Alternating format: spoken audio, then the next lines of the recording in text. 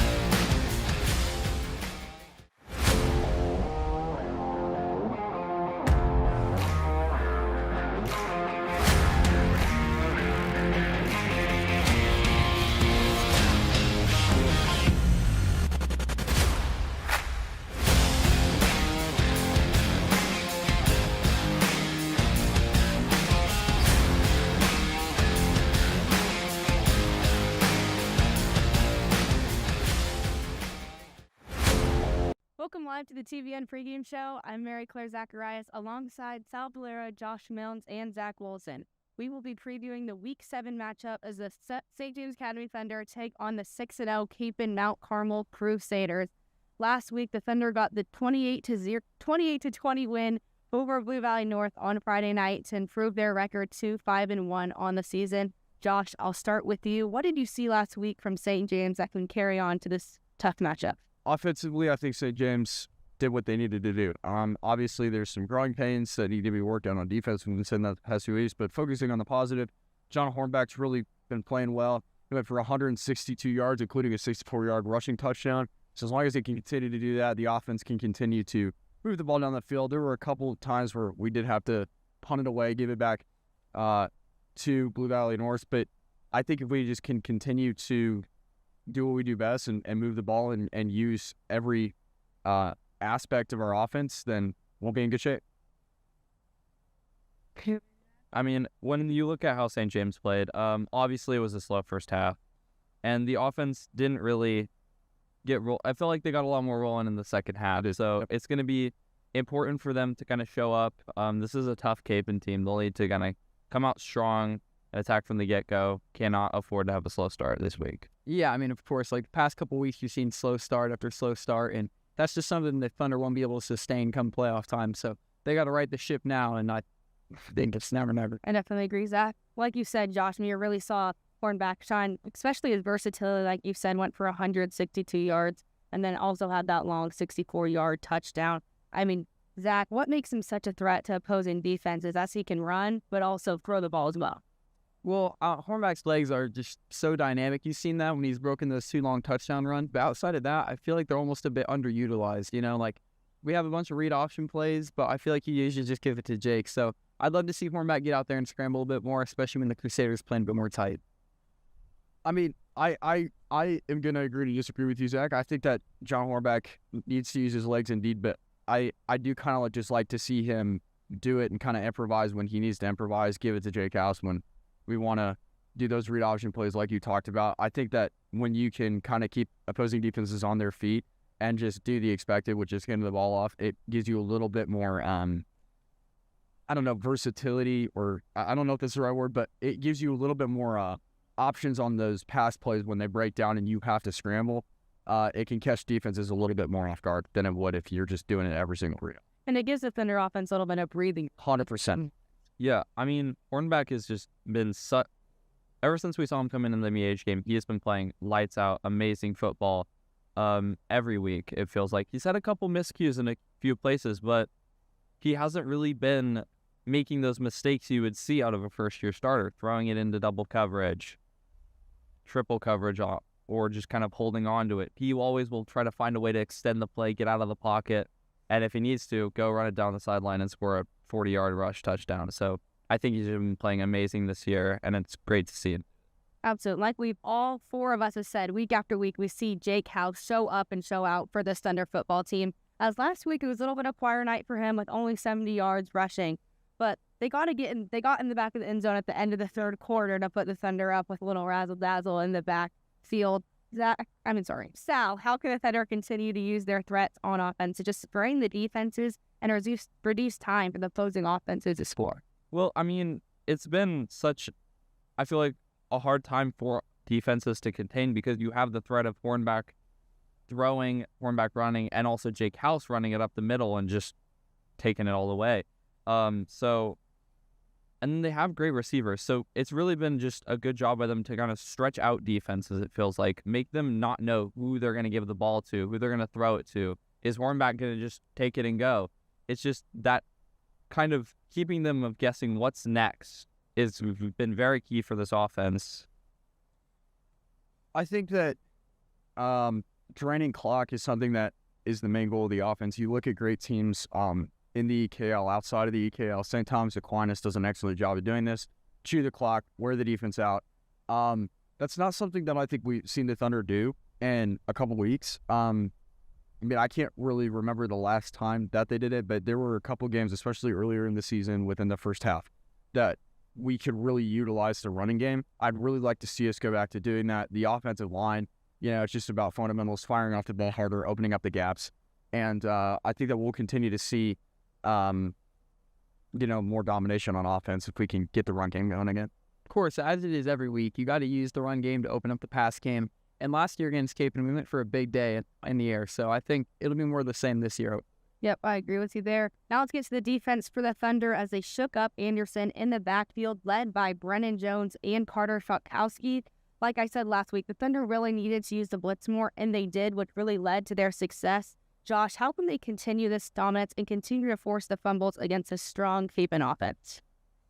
Well, I think it's just going back to playing situational football. I said it every week up until this point. Coach Den does an excellent job of utilizing every aspect of the defense, using every possible tool to his disposal.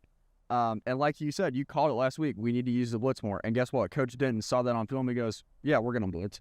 I saw him multiple times sending linebackers. I think a couple times he even sent the safety. Mm-hmm. And so just continuing to play situational football, knowing your opponent and knowing their cues will really help the defense shine a little bit more than they have the past 2 weeks. Yeah, I think it gives us a little bit of an extra edge playing the best flexbone team in the state already.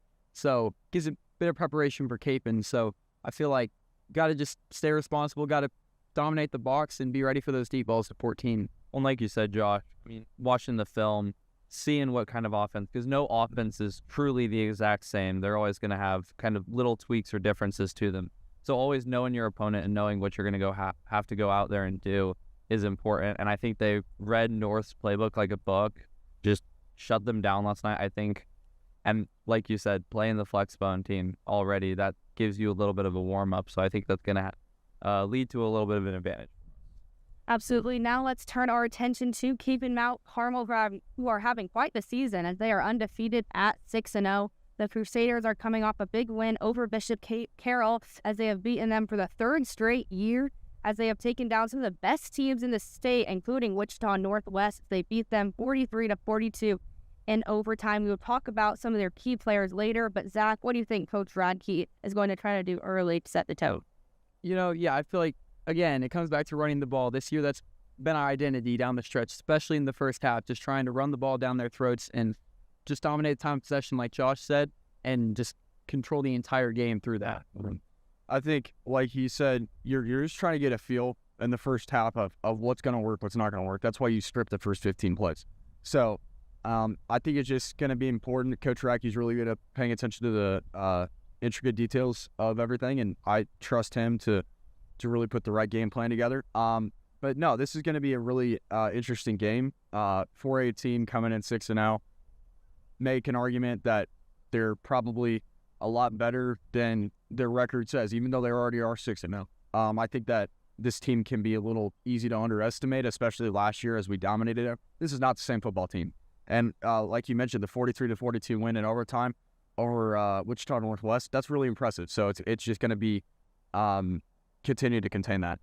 And yeah, Kapaun are one of the best teams out west. It is gonna be a hard matchup. They are coming here, so we got a little bit of a home field advantage this time. But I mean, for Kapaun, it's just they're a good team. We can't, like you said, Josh, if we underestimate them, that is when we let our guard down and we give up 14 points in the first quarter or something. We got to keep playing the same type of football we've been playing all year. That's going to be key. Yeah, and like you said, underestimated. That's what we did last week against Blue Valley North a little bit, and that should have been a much higher scoring game, and we should have had our backups in probably by the fourth quarter, and we did it because we didn't underestimate. Yeah, I think it's interesting that you said home field advantage, because I think we've played Kapaun 7 times, and the road team has won every single time. So really, hopefully we can change that this week. Yep. So well, didn't realize that. So sorry guys if I just jinxed us. No, they never played us here in Marion City, so that's true. It'll be a little bit different, I think.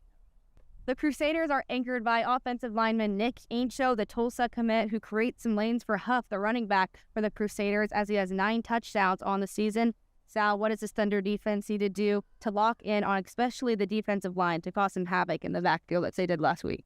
Well, we've seen great O-line players all year that have just been able to kind of lock down a section of our D-line and create holes, but I think it's no different than what we have to play every week. Always good running backs, always good O-lines, and I think our D-line has just done an amazing job this year of understanding that and still coming out and just absolutely just destroying them. And I feel like beating my expectations personally of what I'm expecting to see out of our O-line, or our D-line, I'm sorry. They just always take it to the next level. And I think that's just going to be key. Maybe running a little more of the blitz this week could help us out a little bit, bringing in some of those linebackers who had some great games, kind of blitzing them.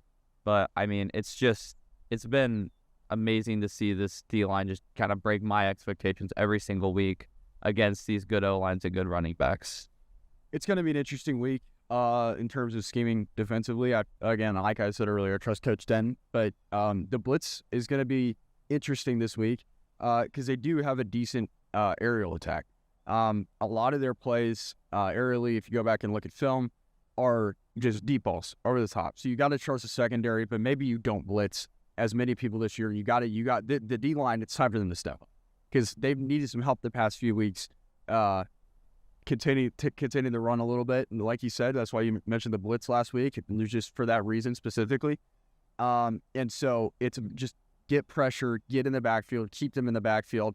Don't let them get any positive yards. Yeah, I think it's exactly what Sal said. This type, like with Ancho, it's like the type of player we see every single week in the EKL. And even last week with Elijah Shaw, our D-line ended up breaking his wrist. So, like, just to give you an idea, I feel like we're pretty prepared for it, but it'll still be a great challenge. The key player for this Kapaun team plays both sides of the ball and can also play any position needed. This guy is Cal Purvis, the Air Force commit. Josh, I'm just going to ask you the simple question. How do we contain it? Good defensive schemes. I'm going to give you a simple answer. Keep him in the backfield. Good defensive schemes. Sounds good. I feel like this guy was their guy last year, and he was like the face of this team and still is, but I think as they've developed more of their young guys, I feel like he's probably more part of the defensive side of the ball this week. But he's still going to be a great presence in the middle. You saw Norris linebackers making big plays last week, so hopefully we can not allow that to happen this week. Yeah, I mean, containing-wise, like you said, he's kind of fallen a little bit off of the offensive side of the ball, but he's still going to be there. We can't just completely dismiss him. He's going to be a threat on both sides, and just kind of, like you said, Josh, defense scheming against him just to try to contain him as best we can. And we know the Crusaders are going to come into this game with a lot of confidence after their big win over Bishop Carroll, and obviously they're undefeated. I mean, Sal, how can the Thunder just spoil their Friday night and get out with it? Well, playing the same type of football we have, but just going out, starting fast, not giving them time to to get a score on us, get points. We just need to come out of the gate, play the football we've been playing in the second halves of our game in the first half this time. Something Coach Racchio always emphasizes is play 4 quarters of St. James football. Nobody can handle that. I'd say up until this point, we still haven't done that. I think you would agree to that. And yeah, he does say that quite a bit. We just have to go out there. We have to play our absolute best football. This team's going to be ready to hit us. They were embarrassed last year. They probably think they should have won that game last year. And so this is just going to be a really physical team. Think of it like Pius. They're just going to be ready to hit. And if we play 4 quarters of St. James football, I think we can get the win. Yeah, I mean, they're definitely coming in like kind of feeling like, at least like in like the media rankings or whatever, feeling like the underdogs, feeling like they want to come into here, into our new stadium and beat the crap out of us. So I think it's going to be that underdog mentality, but we just got to execute on offense and bring it home. And I definitely agree with you, Josh, about what you said, playing all 4 quarters. Exactly. That means you have to start the game and finish it. You can't just start playing good football in the second half. You got to start right when it's... And that's something that I think that St. James has been doing that a little bit. It's taken a half to get warmed up. You got to come out right from the get-go and play right through the field. Absolutely. Let's start with our Week 7 predictions. We have Blue Valley, who are 3-3 at the season, at Blue Valley West, who are 2-4. Zach, who do you have in this one? Blue Valley at 3-3 sounds crazy because I think about Blue Valley. I think about a team I probably wouldn't want to play again, and so they're pretty powerful, probably best 3-3 team in the state. And I don't think West has got their offense clicking of late, but it'll be a good game. I like Blue Valley. I think I'm going to agree with what you said, not only with Blue Valley, but also it doesn't seem like a 3-3 team. This seems like a very good football team. I agree. I do not want to play Blue Valley again. They're a physical team. They come out. It was a real tight game. Blue Valley West.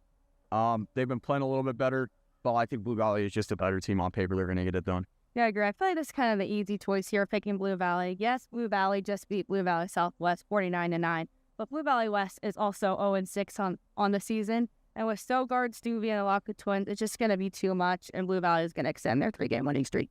Yeah, I mean, if you look at their games, they should be 5-1 or 4-2. There are a couple games they could have easily turned around. So I'm going to take Blue Valley. It's the only card. Yeah. Now let's go with Mill Valley, who are 4-2 on the season, at Olathe Northwest, who are 5-1. Sal, what are you thinking? Well, Mill Valley kind of got a little bit rocked last week against Olathe West, who have shown they can play good football and they're a strong team. I think this is a rebound week for Mill Valley. I think the Jags get right back at it, keep playing the same way they have been. But I mean, don't underestimate Northwest. But I think Mill Valley pulled this. I'm going Mill Valley in this one. I mean, both teams really haven't played any like really good teams. And last week, Mill Valley had their first big test with Olathe West, and they lost 52-36 with Blake J at quarterback, and then you have Max Piva at running back. And then Olathe Northwest does have a good team with Randall and Manzella in the backfield, but I just think Mill Valley's taking this one. I think Mill Valley is still going to be a little bit shaken up this week after a loss. They were going to be featured on national television, and they go out there and they got absolutely just whooped. Like it was sad to see, honestly. I think Olathe Northwest is going to pull this one out. Mill Valley is still going to be shaken up. Normally, I would go with the approach. Joel Appleby's a great coach. He's going to get the team fired up, ready for the playoffs, bounce back win. But I just did not see that last week when I thought that's what I was going to see, especially coming out motivated with the Today Show and stuff. But so I'm taking Olathe Northwest. Now we have Great Bend, who are 6-0 on the season, at Hayes, who are 5-1. Zach, who do you got in this one? Great Bend probably has better players at the top level. Of course, they've got like a 5-star tight end and whatnot, but the stuff I've heard about Hayes and Hayes' strength of schedule, the teams they've played this year and the results that have came from that, I think they're really powerful. They're in their new stadium at home. Give me Hayes. I think this is a game of the week candidate right here. I think you're looking at it, like you said, Hayes plays some really tough teams, but I think Great Bend, well, I talked a lot about Hayes this year, but I think I'm going to give this one to Great Bend. I think they pull this one out. Yeah, Great Bend is a good team. They've only allowed 6 points and have put up 96 points in the span of only 2 games. I can't even begin to tell you how many playmakers they have on this team. A lot of D1 caliber players on this team. And like you said, they have the first 5-star two-way player, Ian Premer, the Notre Dame commit. And yes, you heard that right. That is Notre Dame. So I'm going with Great Bend in this week. Yeah, Great Bend, great team on paper, but Hayes have had just a really, really tough schedule. I think this is Hayes' toughest game of the year, but I think they pull this one out. Finally, we have Shawnee Mission East, who are 5-1 on the season, at Olathe West, who are 5-1. Sal, who do you have in this one? I mean, Olathe West, props to them. They just absolutely rocked Mill Valley. There was a lot of talk after some of their games, like, okay, but is this really a quality win for them? And I think Mill Valley has proved Olathe West are contenders, and I think they're going to go out and they're going to go get it this week. Give me Olathe West. Absolutely. I'm going Olathe West as well. I mean, Shawnee Mission East just haven't really had the strength of schedule that Olathe West has had, and Jack Reeves has over 14 total yards on the season and 14 touchdowns for Shawnee Mission East. And then Olathe West, they have Brody Hale. He has really shown out this year for Olathe West in the backfield, so I'm going Olathe West in this one. I think Olathe West finally found their stride. We may get a clean sweep this week. Good to see what Jack says, but I think Zach says, I think Olathe West pulls this one. So we would have a clean sweep. No way. But Are you too? I think this game is really a huge pivotal game for both these teams. The winner of this game will prove themselves as the front runner in 6A East this year, which I don't think anyone saw coming at either of these teams to be like the front runner. You look at a team like Gardner and Blue Valley Northwest and stuff like that. But I'm a big fan of Jack Reeves and what they're doing at Shawnee Mission East. And I think I saw a picture of him the other day holding up 7 for 7 touchdowns in a game. So give me them. Yeah, he's really good. Thank you for tuning in to the TVN Live pregame show. I'm Mary Claire Zacharias alongside Sal Valera, Josh Milnes, and Zach Wolzen, and we'll send it up to the booth right here at Marion Stadium. TVN Sports is proud to present the following broadcast of high school athletics.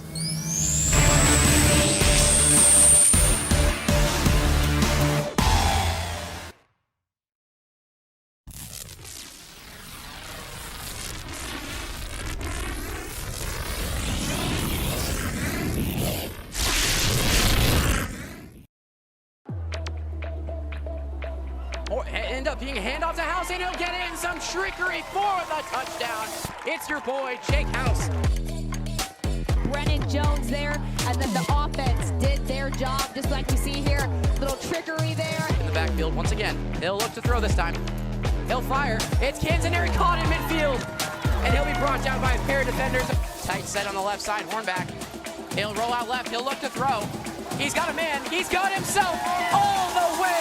John Hornback on the keeper. He's been using his legs to perfection on. In motion right. This is the game right here. Hornback. He'll fight through. Around a man. He'll have more room. And it looks like he's got a bad injury into insult. He's in for the touchdown. And Hornback finds an open lane and opens up the Jets.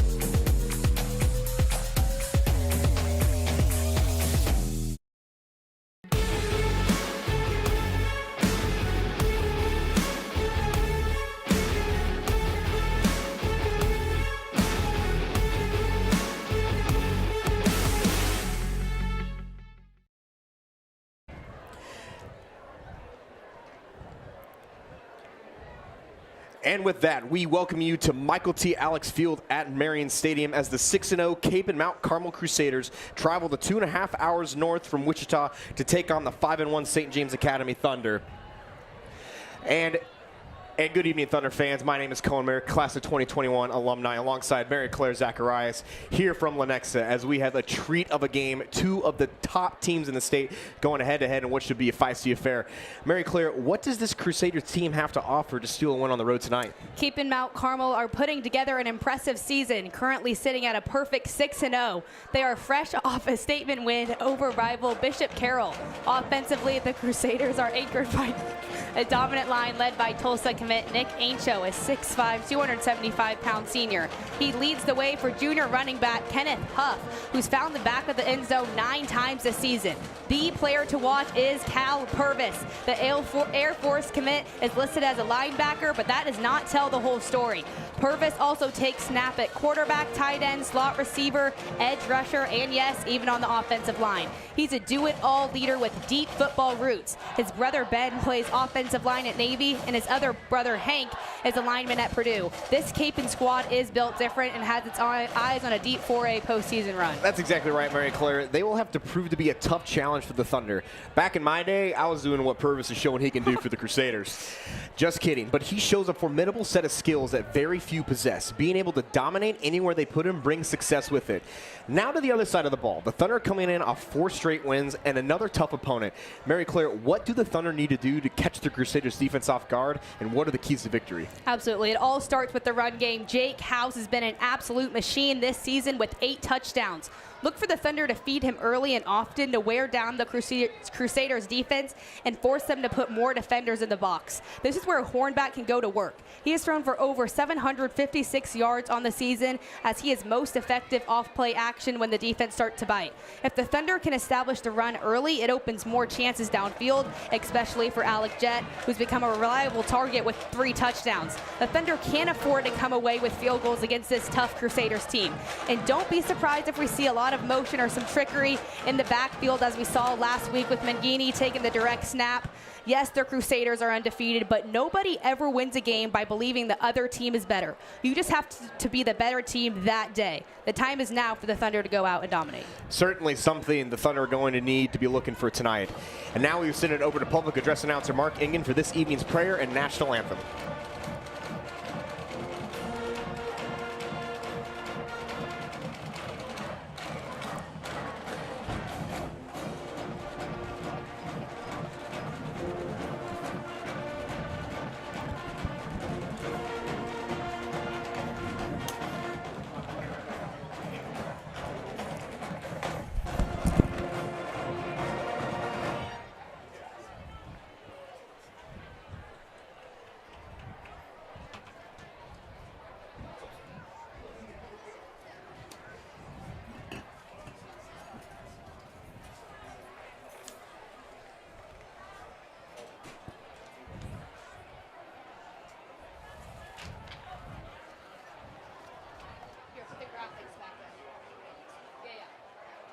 Nine. Yep, there you go. She said one, so I was like, I can't.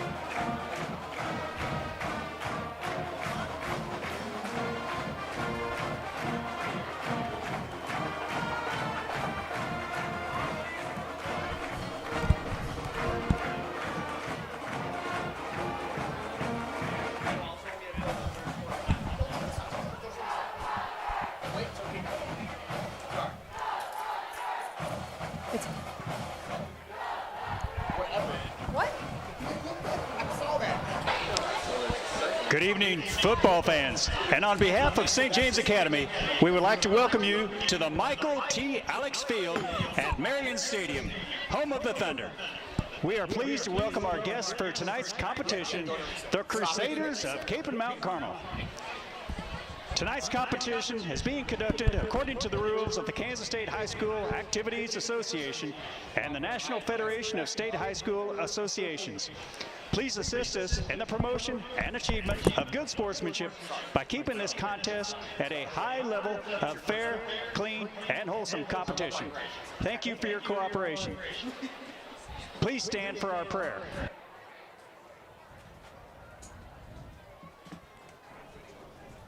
In the name of the Father, and of the Son, and of the Holy Spirit, amen. Thank you, Lord, for the gifts and abilities that bring us to this event.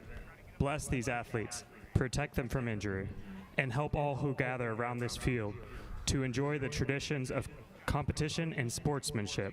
May St. James the Greater help us to be victorious over all our difficulties and lead us to be witnesses to your love. In your name we pray. Amen. In the name of the Father, and of the Son, and of the Holy Spirit. Thank you, Father Morrow. Presenting the colors this evening are the Marine Corps League Color Guard, composed of members of the Simpson-Hoggett Detachment from Lee Summit, Missouri, and the General Larry Oppenheimer Detachment in Lenexa. The Color Bearers' green uniform is a reproduction of the first uniform worn by 200 Continental Marines as they conducted the first ever amphibious assault in Corps history on March 3rd, 1776 in Nassau, Bermuda. The yellow Gadsden "Don't Tread on Me" was the first battle flag or colors carried by the United States Marine Corps.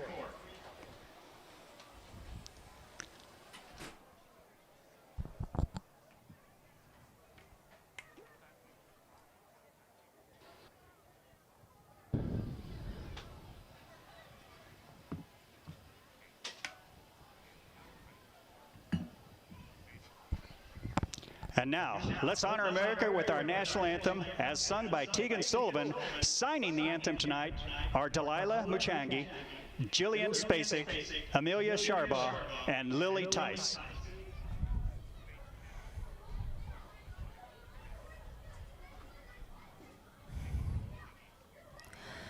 Oh, say, can you see by the dawn's early light what so proudly we hailed at the twilight's last gleaming, whose broad stripes and bright stars through the perilous fight o'er the ramparts we watched were so gallantly streaming, and the rocket's red glare, the bombs bursting in air, gave proof through the night that our flag was still there. Oh, say does that star-spangled banner yet wave o'er the land of the free and the home of the brave? Welcome back here to Michael T. Alex Field at Marion Stadium. We got a great matchup in store for you guys tonight. Our very own St. James Academy Thunder, 5-1 on the season, and Kapaun, who are 6-0.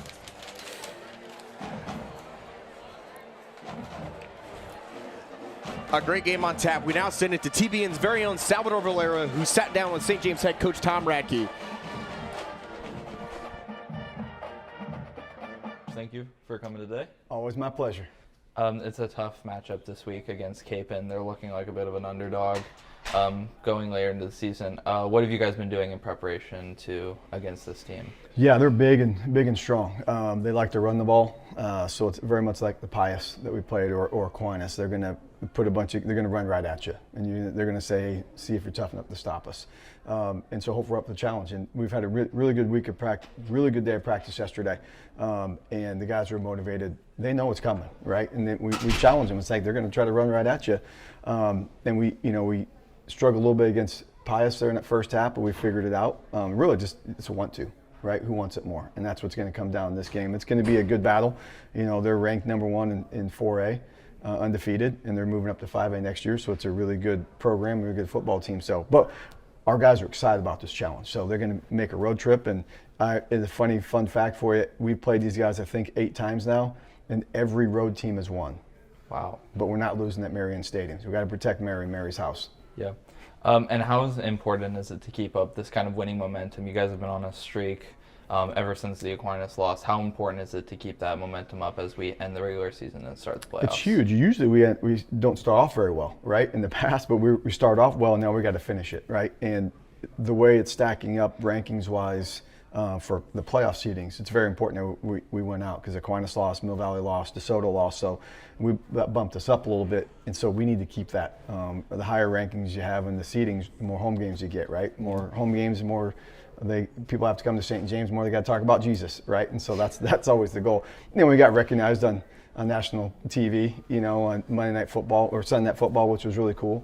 But again, they got to talk about St. James. They got to talk about Jesus. Yeah. All right. Thank you so much, Coach, for giving us your time. Appreciate it. Anytime. Back to you guys in the booth.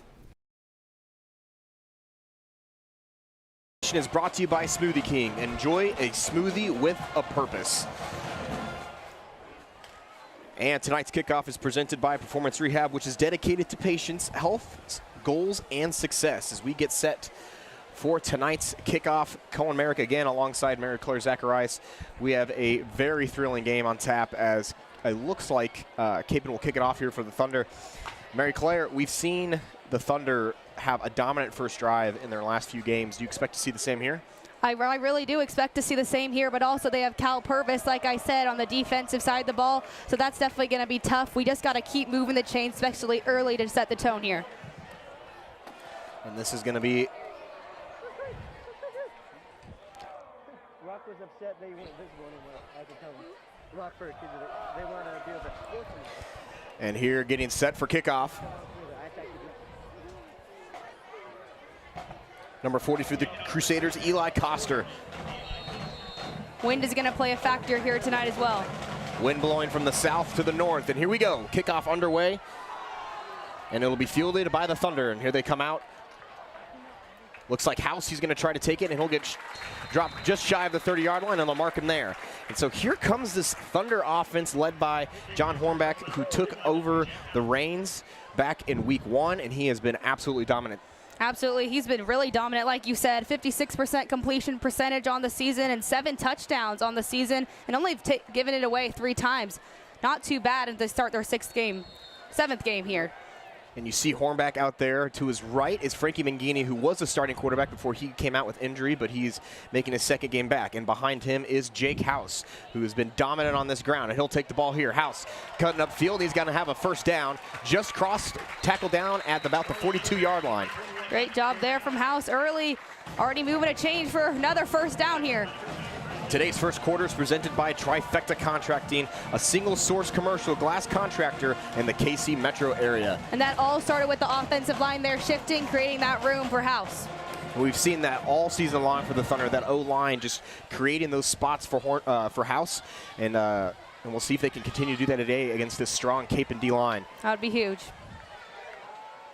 And a bobble snap there by Hornback. He's going to hold on to it. He's going to take it himself, and he's going to get some yards out of it as he lowered his shoulder. And making the tackle there for Kapaun was number 10, Owen Young. And like I said earlier, the motion's going to be key. That was Luke Neeson here already on the 3rd drive, creating that motion for the Thunder, trying to catch that Kapaun defense off guard. Just a little motion can catch any defense off guard as well. It's going to bring up a 2nd down and 4 here.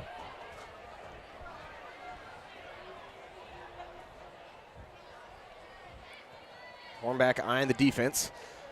And he'll take the snap. He's going to swing a little screen out there to Alec Jett, and Kapaun was all over that play. Jett trying to fight to at least get a yard out of it. It looks like they'll give him a couple here. And Kapaun read that beautifully. Absolutely. First third down of the drive here.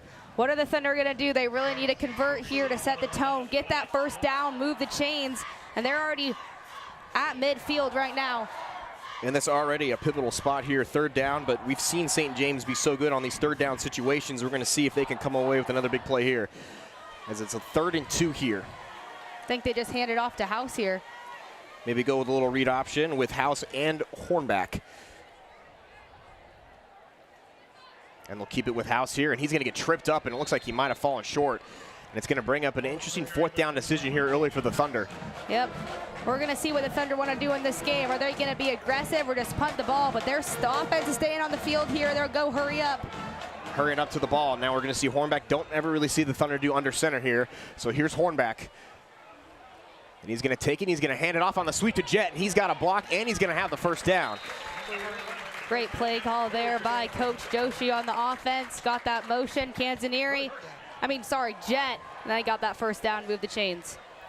Another first down here for the Thunder, and we've seen these opening drives. They've done so well, Mary Claire, just moving the ball down the field. They're hitting some of those plays, but Kapaun bringing St. James to a 4th down there, so we got to be careful with the Thunder that they're not being too laxed on these early downs. Absolutely. So here we go, 1st and 10 from the Thunder, just across midfield into Kapaun territory. Hornback steps back. And he's going to take a shot downfield, looking for his man, and he's got it. What a catch. Incomplete. Coming down there was Corey Kirkner, and looks like he just bobbled it. Yeah, it looked like he had it in his hands, but great job there in coverage from Kapaun there. Really good job. He had it in his hands, and then great deflection there from Kapaun. And that's going to be incomplete there, Corey Kirshner. Just could not complete the catch there, and that's a tough break for the Thunder, but I like the fact that they decided to take a shot there. Absolutely, one-on-one matchup there with Porter, the senior. Like to see those deep shots, especially early. And they're going to keep it here with House, trying to take it outside, and Kapaun was all over that one. He's going to be able to get a few yards to bring up a 3rd and medium here. Another 3rd down here. See if maybe they'll throw this one, little slant pass. Look for Canzanieri, or maybe even Wartenberger. Honestly, we've seen that a few times this season. This is the time where I think Matt Joshi is going to call up a little something to Alec Jett, possibly. I mean, we've seen those. They like to kind of run up, stop, make those catches. But this is another big 3rd down here. Kapaun doing a good job putting St. James in these critical down situations. So here we go, 3rd and 6 now. 4 wide receivers out there for Hornback. He's going to take the snap, and he's going to look outside, and as you called it, it looks like it might have been Wartenberger there. Yep, and he got his feet in there, so that will be complete. Maybe they call it a 1st down. It looked just short, maybe an inch. They won't move the chains here, so it will be 4th down. We'll see here. They're talking about it. They're winding the clock. Radke's talking to the side judge. At the 38, and it's a 1st down. It looks like the FAR official is saying that this is a 1st down.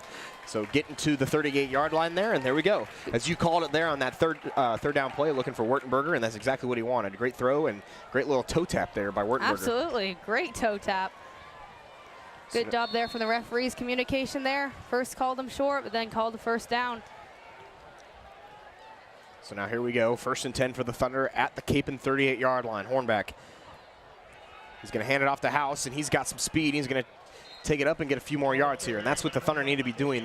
These good little short runs, it's exactly what they need to do. Keep moving the ball downfield, don't take lost yardage. Absolutely, and there's literally 8 minutes left on this clock. I mean, they're just draining the clock, like I said, but also draining this Kapaun defense, just running them all the way down the field. But give credit to this Kapaun defense. They're doing really well, forcing them to 4th down territory only once, but so now here we go, 2nd and 8 for the Thunder. Hornback again flanked by Mangini. Looks like Mangini's going to motion over.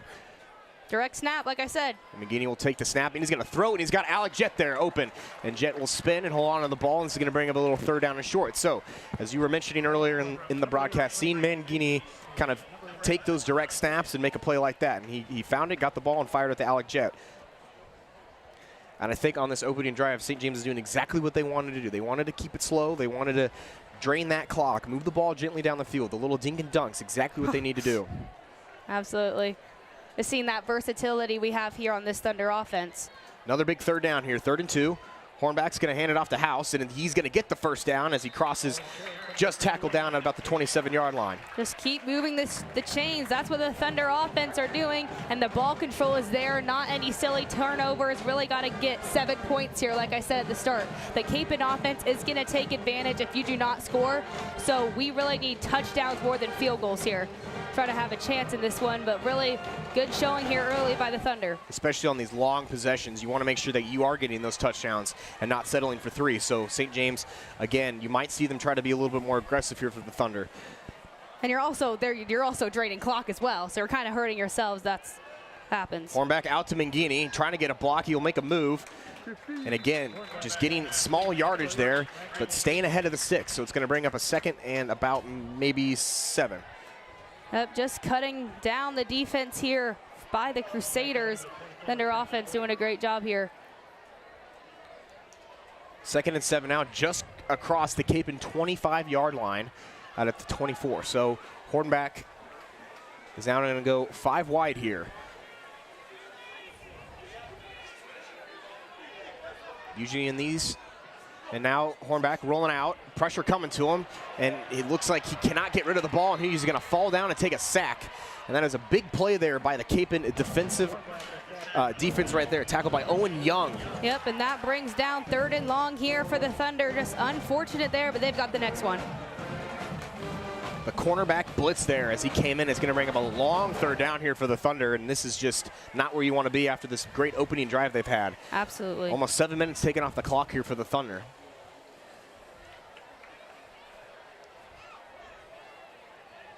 Think this is must-throw territory here? 3rd and 17? I think this is a must get some yardage back and possibly make it a more manageable 4th down or even a field goal. Hornback's going to fire over the middle, and that's a great catch there by Alec Jett, who brought it in one-handed, made my voice crack, but he's going to get the first down there. Yeah, great job there from Alec Jett. It's a great play call there. Got the thread the needle there. There are 2. That one-handed catch made my voice crack. That was an excellent play there on 3rd and 17 to get the conversion, and now they're deep into Kapaun territory, inside the red zone now, and they're going to be just about the 16-yard line here. But they got a good play call drawn up here, but they'll hand it into House. Maybe he'll get an end zone. Again, that clock is just ticking down for the Thunder, so let's see what Hornback and this team can do. The defense on the sideline for the Thunder just waiting their turn. Hornback's going to roll out, looking for some options.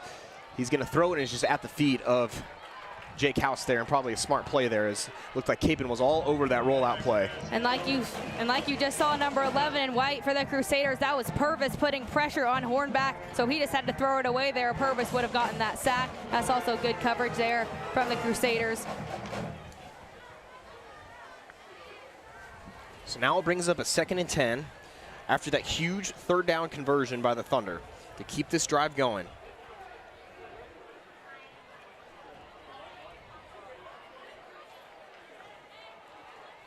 Just over 7 minutes on this drive. Hornback's going to hand it off to House. He's going to try to make a cut, and he'll get some yards back here. Maybe looks like maybe 1 yard. He got to a yard here, so we'll bring up a 3rd and 9, maybe a 3rd and 10. Need to convert here. Already, you're in red zone territory. You want to get a touchdown, but a field goal will be good as well, just to get some type of points on the board from this long drive for the Thunder to start the game. Absolutely. This is a huge play again. We saw them already convert that long 3rd down. Let's see if they can do it again. 3rd down and 10 here for the Thunder. Just under 4 minutes left to go in the first quarter. It's been all St. James on this drive. Hornback is going to keep it here, trying to run out an option, and he's going to get some yards here. He's going to keep fighting, and I don't think he's going to get it, but it's going to make it a more manageable 4th down. And now a decision for Coach Radke. That's going to be about 4th and 2 here for the Thunder. And there on the sideline, Coach Radke was pointing over to Coach Dom, asking if they had gotten the first down. So it's going to be a 4th and 4 here. St. James again hurrying up on this 4th down. Second 4th down play of this drive. Hornback trying to get him to jump, and he went off sides, but I didn't call it. On those, you're allowed to reestablish yourself if a player did not false start there. So now it brings up a 4th and 4, 3:13 left to go, and now St. James has an opportunity to draw up a play here to possibly get a conversion here. So. And they call the timeout here to get the right play call because this is huge. 4th and 4 in your red zone. And look, there's 3 minutes left on the clock here, and they have only had the ball. The Crusaders have not at all. So first drive for the Thunder, and there's 3 minutes left here in this first quarter. You got to get something off this. Preferably it's 7 points. On this 4th down, who are you looking for if you're John Hornback?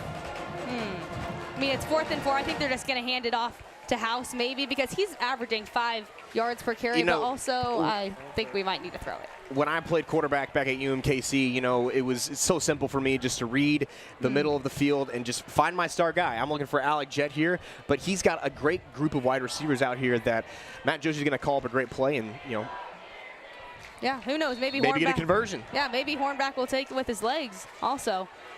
And here we go. Hornback's going to roll out. Trying to cover it. He's going to go cross his body for Jett, and he's in there. Touchdown, St. James. Alec Jett on a 4th and 4 from 9 yards out, and that's a huge play for the Thunder. Great job there from Hornback. Jett had his hand up. He wanted it, and he got it in the back of the end zone for 6 points for the Thunder. Great first drive here from St. James. A great job from the offensive line. Hornback had all the time in the world in the backfield. Jett wide open, top left corner. Nothing Crusaders can do about it. Thunder get the first score. And another huge 4th down play, and as we were talking that entire drive, 3:06 left to go in this first quarter, an excellent drive there for the Thunder.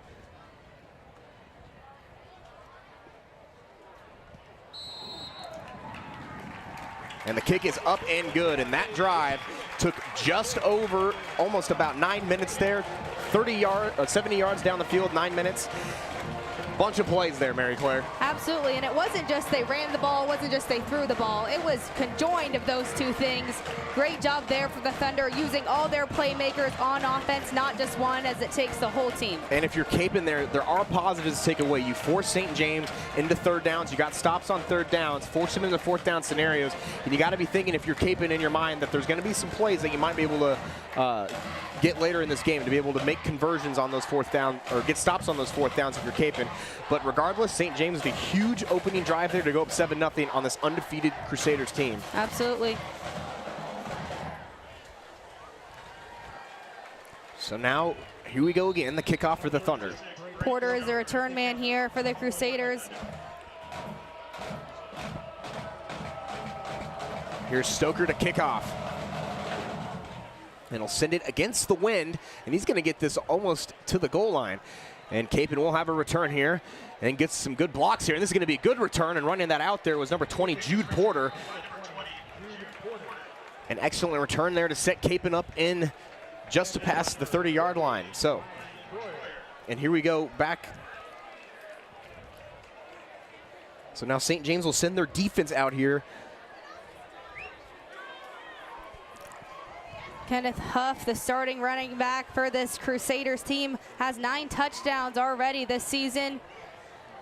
Definitely got to watch out for him. So here we go, under center now. They're going to take the handoff.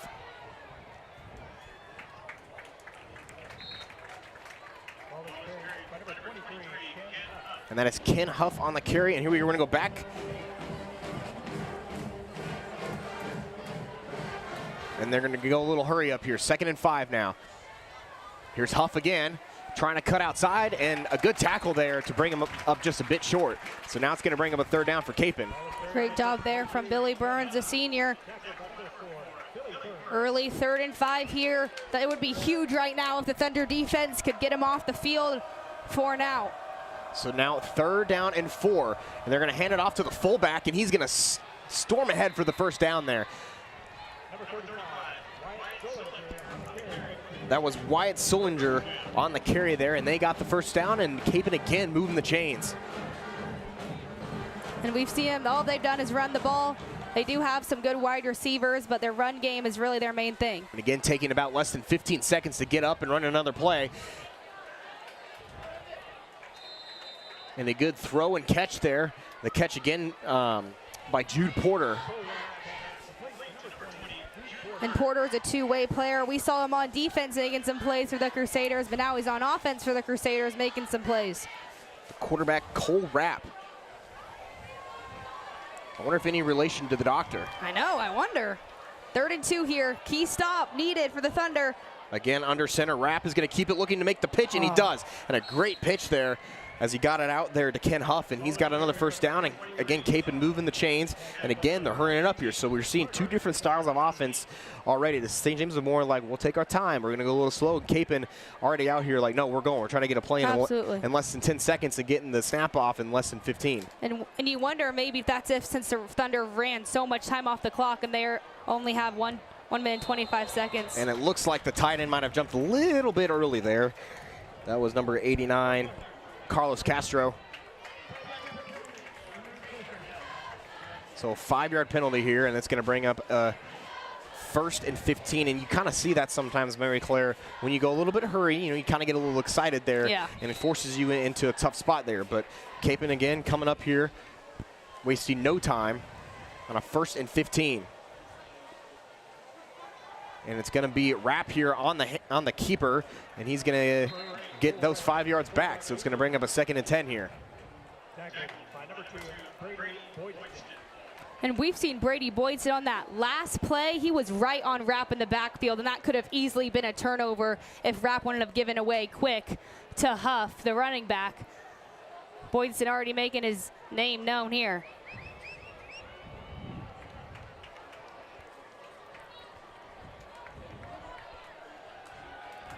And Rapp going back, he's looking to take a shot, and he's going to overshoot everybody, and that could have been a little bit of the wind involved there. As we were saying earlier, this wind is blowing from the south side of the field to the north, and on your screen, it's from right to left. Yep, definitely a factor. I had to do the, like, when you hold up the left and right. I had to remember that's real. My left and right again. So now it's going to be a 3rd and 10 here. Kapaun looking to go get themselves something to eat on this drive. They want a touchdown. They want to join the food party like St. James here. So under center again is Rapp, and he's trying to get St. James to jump off, but good job by them to not. Play clock winding down to 5 seconds here. Rapp is going to hand it off again. It's the fullback, Solinger, and I think he might have got it, and he does. Yep. And we see that a lot with Aquinas, as we talked about. You know, they like to run the triple option. This is a different style of the triple option. But just, you know, those long 3rd downs, keep trusting their running backs and keeping the ball on the ground. So now, here we go again. Rapp is going to hand off to Huff, and he's going to fight and get some more yards. And they're just running their way all the way down the field here. And you were talking about some of these offensive linemen for Kapaun. Who did you say we needed to look at? Nick Anchio, the Tulsa commit. He's 6'5", 270 for this Crusaders offensive line. 6'5", 270 is what you need, and here we go. Upfield, it's Solinger, and he's going to take it to the house. And just like that, Kapaun responds. St. James took nearly 9 minutes off the clock. Kapaun did it in less than 3.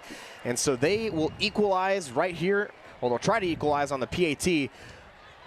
But a great drive there by Kapaun, keeping it on the ground. And Solinger with 3 big runs on this drive to respond. So with 4 seconds left to go in the first quarter, Kapaun looking to tie it up.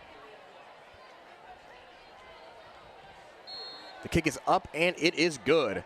So 7-7. Yeah, that was just a great drive there from the Crusaders. Like you said, took under 3 minutes there. Really unfortunate for the defense for the Thunder. Really wanted to get out of this first quarter with still zeros on the board for the Crusaders. But the Thunder offense will get the ball here, try to put maybe 14 on this board and run more of that clock, which will be key here as they get the ball back after half. So 4 seconds left to go here in this first quarter. This Thunder took their opening drive right down the field, took 9 minutes off the clock, and struck first with a 4th down touchdown from Hornback to Alec Jett. And then Kapaun moving the ball right down the field on the ground, and it was Solinger, their fullback, with the score. So now St. James looking to get the ball back, and we're going to see if the Thunder are going to go with a more aggressive approach on this drive or continue to do what they did on that first drive. What do you think? I really feel like we're just going to run the ball here. I mean, that's really helped this Thunder offense with House in the backfield. But also we saw Jett with 2 completions on that last drive, including that 1 touchdown. So that's huge. So maybe a little mix of the both, I feel like. So here we go. St. James looking to get the ball back. 4 seconds left to go in this first quarter.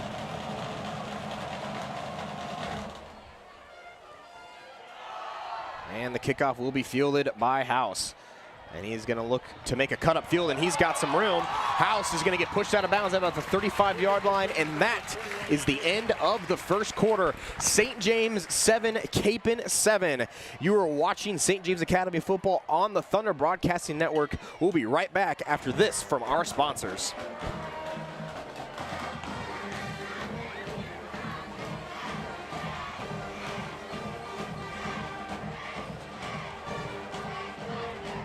And just 1 second, I believe there might have been a flag on this play.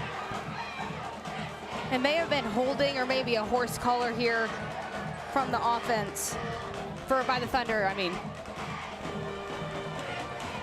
Yep, that's holding.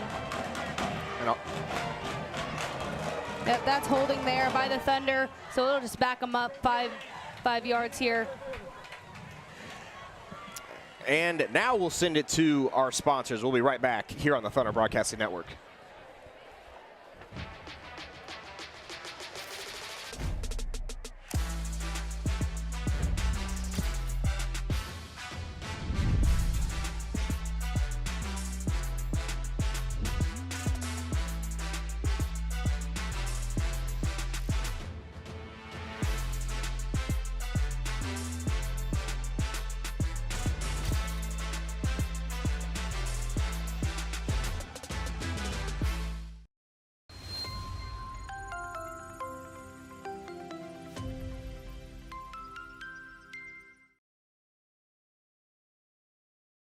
St. James Academy for the second quarter. Our score is 7-7 as the Thunder have the ball here, and they're looking to hand it off to House, and he's going to take it upfield. Tonight's game coverage is brought to you by Kansas Sports Central. From final scores to rankings, highlights, and more, Kansas Sports Central is your home for high school sports across Kansas. Stay connected and follow KSS Central on Instagram, X, and TikTok for all the action. Local businesses advertise with Kansas Sports Central and reach thousands of fans across the state.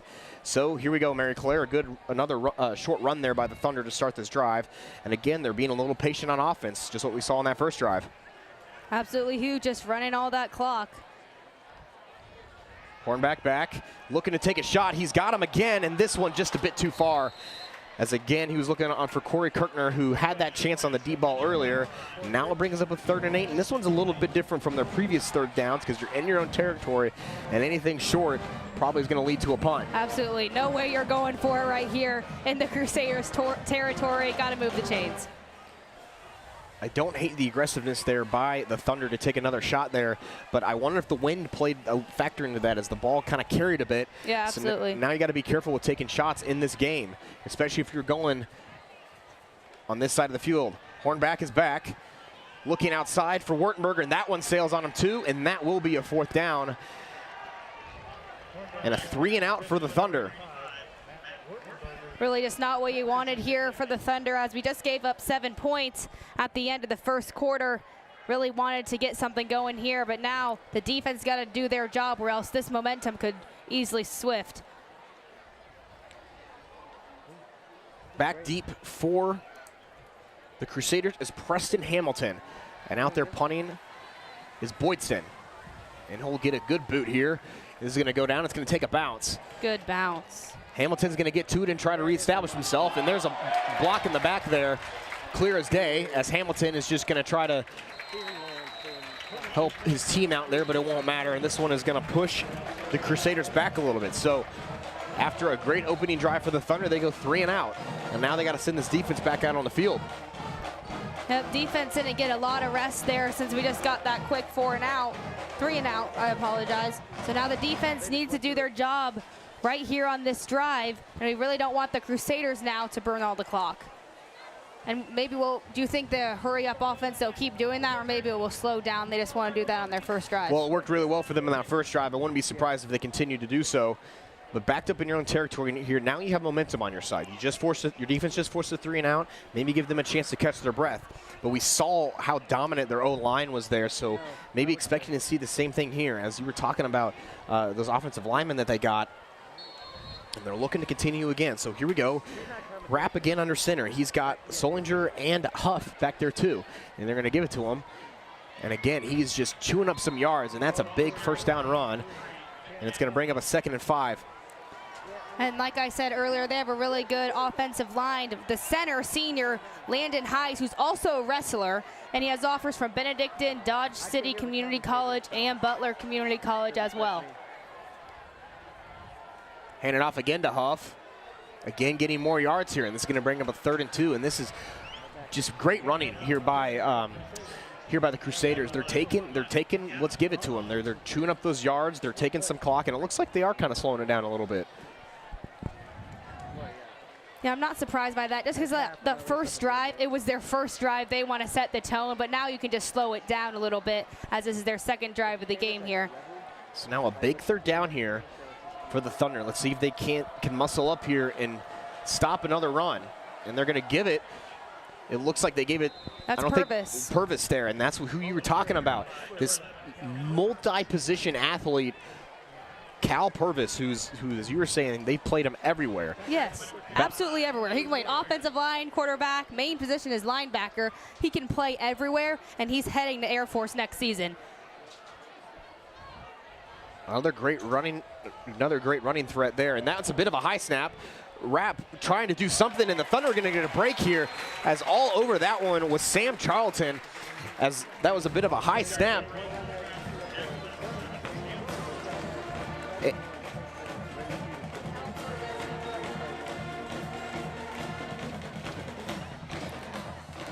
And right there, just a break for the Thunder, and that's going to back up. 2nd and long here, 2nd and 16, need to stop. And a rare throw here, and they're going to take a shot. Looking downfield, and that ball's going to be batted away. And no flags on the play, and that was they're targeting number 14, Axel Pandai. Great coverage there from Henderson for the Thunder, not getting a pass interference there. That would have been huge. And Mary Claire, I'm surprised by the play call there. They've been dominating on the ground. You think maybe make it a more manageable 3rd down. I agree. Trying to catch the Thunder off guard on 2nd down there, because now you're kind of in a must-throw situation here. Absolutely. It's not like I don't think they're going to get 16 yards in this, but like you said, you could run it to Huff, Purvis, who knows, whoever's in the backfield. They have many guys, but just maybe get like 6 yards and it'll be 3rd and 10. And they're going to do a sweep here. And it looks like that was a nice sweep there as they're trying to set it up for Jude Porter, but the Thunder were all over that one. William Burns, the 4th, coming in and making a play there, and exactly what the Thunder needed. Absolutely, that was just a textbook play there. He was joined by Gavin Puhala as well, who was honored earlier this week with Tacos for Life, I believe. And that's a great play, and the Thunder will force a 3 and out on their own. Or excuse me, they had a 1st down, and now they force a punting situation here. Back deep for the Thunder is Burns, and he's going to watch this one go into the sideline, and that's huge because now the Thunder get the ball just past the 50 because the wind probably kept that ball. Yeah. Kind of kept it in the air. You know, it's like when I'm out there on the golf course. You know, there's just wind blowing everywhere, and I'm just trying to line it up. And then I hit the ball and I shake it, and it goes into the trees. The wind had nothing to do with it. I just thought I'd bring up my terrible golf game. Right. I haven't played golf in a while. I should probably get out there. I actually work at a golf course. Pretty awesome. There you go. I work here. And now we got a 1st and 10 for the Thunder.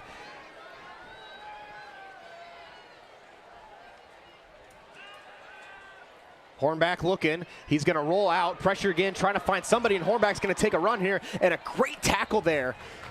Was that Purvis? Yes, it was. And Purvis, who was all over that. And we've seen Hornback create plays with his legs, but not that time, as he's able to get a yard out of it. Avoid lost yardage. But it could have been something bigger. But that guy you're talking about going to Air Force, Cal Purvis, they're going to get a great stud in this kid. Absolutely. Great person as well. He's going to go to be in the Air Force as well. So he's not only just playing football, he's going to be in the Air Force. And that takes a great person and leader as well. So now here we go, 2nd and 9. Hornback with the toss, trying to set up some blocks here. And again, all over that. That was Mason Collins coming in and making a tackle. And another tough yard there for the Thunder to get. So now it brings up another 3rd down and another possible throwing situation. And again, going with the wind makes it tough. Absolutely, it does. 7's tied here on the board. It's 3rd and 8. Thunder really need to move the chains here. And maybe this is 4 down territory, you think? If the Thunder can get some positive yardage here, I would not hate that call. So now here we go, 3rd and 8. We've seen them convert a 3rd down earlier in this game. Hornback is going to flip it out and it's trying to set up the screen Great to Alec Jett, blocking. and he's got some speed. Alec Jett trying to take it upfield, and he's going to get the first down and brought down to Thunder territory, and he is shaken up there on the play. That is not a good sight for the Thunder.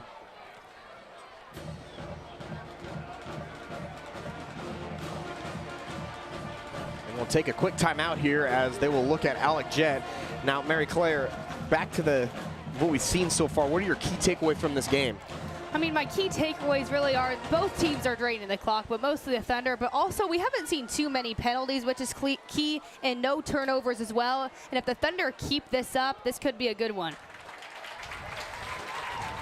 And now we'd like to take a pause. Tonight's coverage of SJ football is on the Thunder Broadcasting Network, is made possible by the many donors to our media arts program and the hardworking students on the Thunder Broadcasting Network team. TBN is a student-organized and run broadcasting network dedicated to furthering the mission of St. James Academy and the Greater Catholic Church. Do us a favor, subscribe to TBN on YouTube. Our student broadcasters love to see our viewership increase. Your support of TBN is appreciated. I sit there and have the live subscriber counter on my laptop all day. We need more subscribers, so if you're watching this, make sure to subscribe. Hornback looking to take a shot, going for Neeson into the end zone, and he's up and he's got it! Luke Neeson with a heck of a grab, and St. James regains the lead. Great job there from Hornback, and just a better catch there from Neeson. Great job there from Luke Neeson for the Thunder, putting 6 points on the board and trying to put 14 here with a 7-point lead. That camera work, that replay, that graphic makes me want to subscribe to TBN over and over and over again. And obviously a great catch there by Luke Neeson, but we covered it, so that's what matters. So here we go, extra point here for the Thunder to take the lead again. And another great throw and catch there.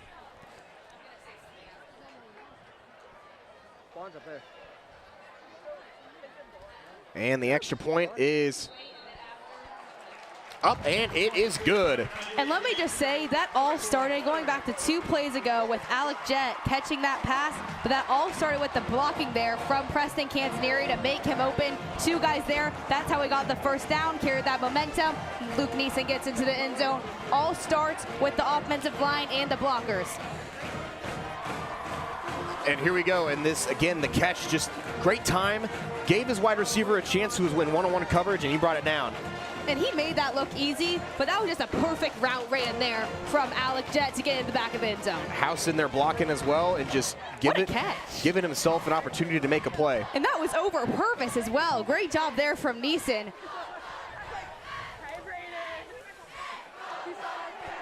That was over Owen Young, My bad. one of their cornerbacks there. And again, we just saw some great replays there on the Thunder Broadcasting Network. Again, I'm subscribing over and over again, but I've already subscribed on all of my Google accounts. So if you're at home, subscribe. So here we go. A kickoff. St. James up 14-7 with 6:54 left to go. And this kick will go into the end zone, way out of the end zone for a touchback. Great job there from Braden Stoker with that touchback. Crusaders offense come out here with 6:50 to go in the first half. Really can't have the Crusaders at least get 7 points on the board here, going to halftime and tie this one, but a field goal will be manageable. And on that kickoff, the ball went into the soccer goal. We missed that there, so the Thunder should get an extra point there. So now here we go. Again, they're going to hand it off to Solinger, who dominated on that first drive from Kapaun, and he's going to get another 6 yards there. And now they're doing that hurry up again like we saw earlier when they were trailing. And this team, they can come back from any deficit, as we saw them come back 28-0 to Wichita Northwest. And now they're going to trust Huff here. St. James trying to get an angle and push him out of bounds there was Burns. And it looks like he might have gotten that first down. Yep, looked like he did get that first down there. Or maybe no, he didn't. It will be, or yes, they will move the chains here. First down here for the Crusaders. And like you said, they came back from 20, the Crusaders did, and they got the win in overtime, 43-42. Wichita Northwest has a good quarterback with Jalen Mason, the KU commit. So the Thunder know no lead is safe against this strong Kapaun team, and they're going to keep it on the ground with Huff. And again, he's just getting some big yards on first down. It's exactly what you want when you're running the ball. It establishes offensive line dominance in the trenches, keeping the ball moving downfield, and it tires this defensive line. Absolutely, which is not good for us. But they get the Crusaders get the ball back after half, so it would be key here for them if they'd get 7 points and they could try again. Another outside zone there with Huff, and he's going to have a first down again.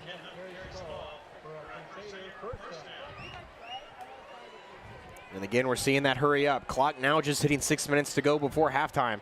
Thunder lead 14-7, and they're going to keep it here with Sullinger. That time the Thunder were all over that one, and that's got to be one of their shortest runs of the play, of the game, excuse me. And that'll be a few yards there to bring up a 2nd and 8. 2nd and 8 here in midfield for Kapaun. Again with the hurry up, they're going to keep it with Huff, who's been dominating on this drive, and he's fighting for more yards, and he might have gotten it again, and he does. Another first down there for Kapaun. Kapaun just moving the chains here. Really unfortunate for this Thunder defense. Like you said, they're running clock, but also tiring out this defense for the Thunder. But these guys are conditioned, so it's not like they're flat out tired here. Coaching staff for the Thunder get them all conditioned up for these games, so that's definitely not too much of a problem. It can be exhausting, though, that repeated toll on your body, and they're going to try Sullinger again, but that time he's only going to get a couple yards again. So they're mixing up who's getting the ball here, and it looks like they're taking him in. Here comes Purvis in, just as we were talking about pregame, how good this guy is on the ground, this multi-position athlete going to Air Force, and we'll imagine he's going to get the ball, and there he is, and he's got a head of steam, and there he goes. Cal Purvis making a cut, lowering his shoulder and out of bounds. And I'm pretty sure St. James could have had that play given to them before they snapped it, and he still would have had that same result. Absolutely. He's just a game changer. He came into the game, got a first down, above 11-yard run there for the Crusaders. Again, this hurry up. And they're going to keep it with Purvis again. He's going to the outside. He's got a head of steam, and a flag's going to come out here. That's holding. It's coming back. And we'll check the call here. Usually on run plays like that, you usually see some holds. Yep. And it looks like the umpire is talking to the referee, and this is going to be backed up here. But again, I mean, you see those tough runs by Purvis. He gets the ball, and he is just chewing up yards. But this will back him up here. And like I said, he has a big presence as well. He's 6'2", 225 pounds. So he's not just like a little guy in the backfield. He has the height advantage. And the last time we saw Kapaun get backed up, they tried to throw the ball here and it put the Thunder in good field position. So we'll see what Kapaun does here. On a 1st and 20, you probably keep this one on the ground.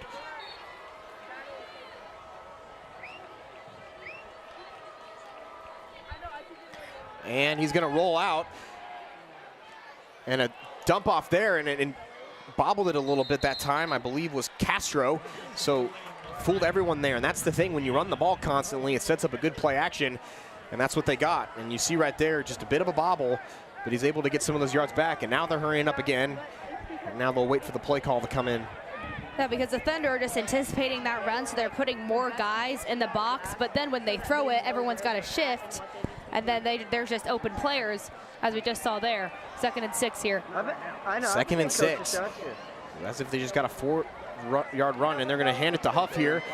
He's back in the game after those Purvis runs, and this is going to bring up a 3rd down and short. So this is not really anything for Kapaun not to be able to pick up here. So we'll see if the Thunder can't come up big with 4 minutes to go, leading by 7. Kapaun trying to get a first down. It would be huge here for the Thunder to stop, maybe get the ball here.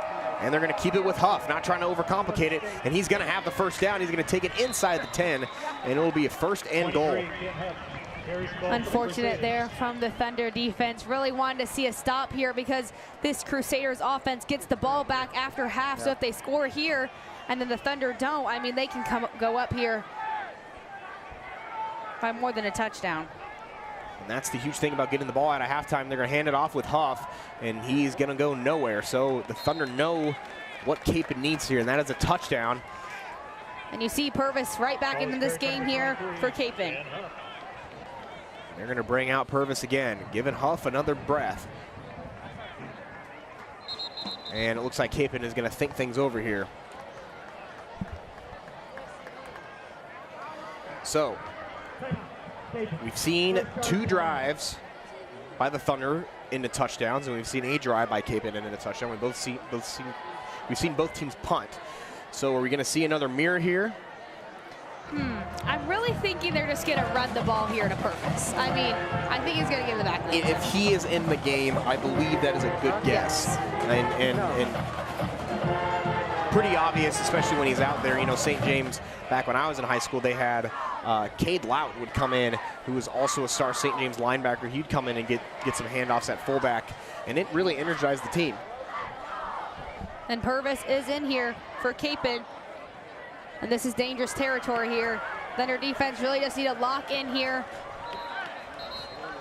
And definitely do not get any pass interference or defensive holding, because that... Stay disciplined, absolutely. Yeah. You know, we don't want to do anything that extends this drive and puts Kapaun in easy scoring distance. So these are tough yards, especially in goal-to-go situations.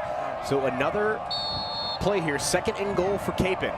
And they're going to go play action.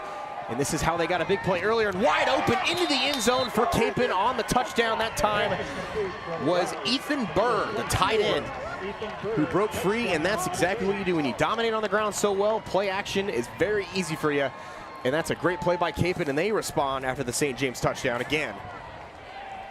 Absolutely, you're just seeing this versatility show right here from Kapaun. I mean, he was just right open, did that little cross route. I mean, nothing the Thunder can really do about it, just lay in their coverage, and the Kapaun gets on the board here. And the extra point is up, and it is good. So Kapaun, the Thunder score, Kapaun scores. The Thunder punt, Kapaun punts. Thunder scores, Kapaun scores. So 14-14 with 3:08. Now this is a situation with 3:08 left to go. You're probably going to see the Thunder try to establish something on the ground, but looking to take some shots because they need a lead before halftime, because we know that kickoff going to Kapaun to start the second half is huge. Definitely. I really want to score here, whether that's 7 points or 3 points. We need to get in the lead here before the end of the half, because like I said, Kapaun gets the ball when we come back here for the second half, and that would be huge here if we could get some points on the board. And these final 4 minutes and the first 4 minutes of the final 4 minutes of the first half and the first 4 minutes of the second half are usually the pivotal moments in games. Absolutely. And this is a huge opportunity for the Thunder. If they can come down and get a score, whether it's a field goal or touchdown, it's exactly the momentum they need going into halftime. But Kapaun will get the ball here, and the last thing the Thunder need is to be over-aggressive, and that results in a turnover. Yeah, like maybe even a pick six. If Purvis is out there, we know he has the speed. But we don't want to speak anything into air, but we've seen how talented Purvis is, and now the kickoff here for the Crusaders is going to be short as that's going into the wind. And this is going to set up good field position for the Thunders. It looked like that was number 89. Jace Wright was out there who got it, who's usually one of those blockers on the kickoff. But a good job by him just to field the ball and try to get some yards. So the Thunder with good field position here with 3:04 to go. Definitely huge here. I'd like to see maybe a run on this first play, then maybe take a shot. So we'll see what Hornback and Joshi have called up here. We've seen Hornback already make some great throws in this game. Let's see if he can't make a few more before halftime. Kapaun looking for a stop to possibly get the 2-for-1.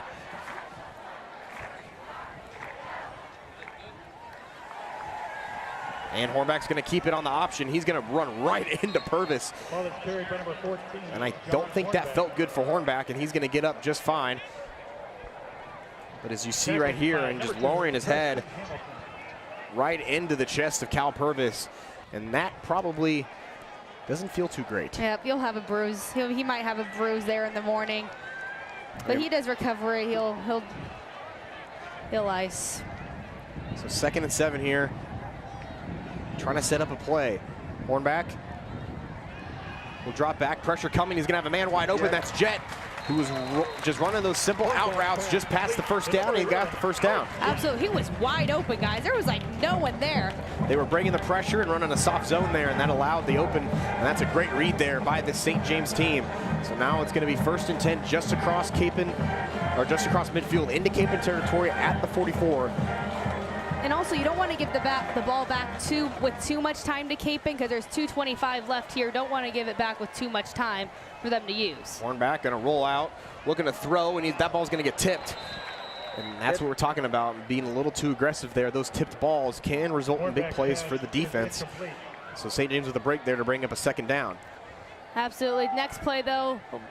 Yes, it will be second down here. I think just trying to thread the needle there, but didn't quite work. Kapaun had their hands up. Wasn't going to let that one slide.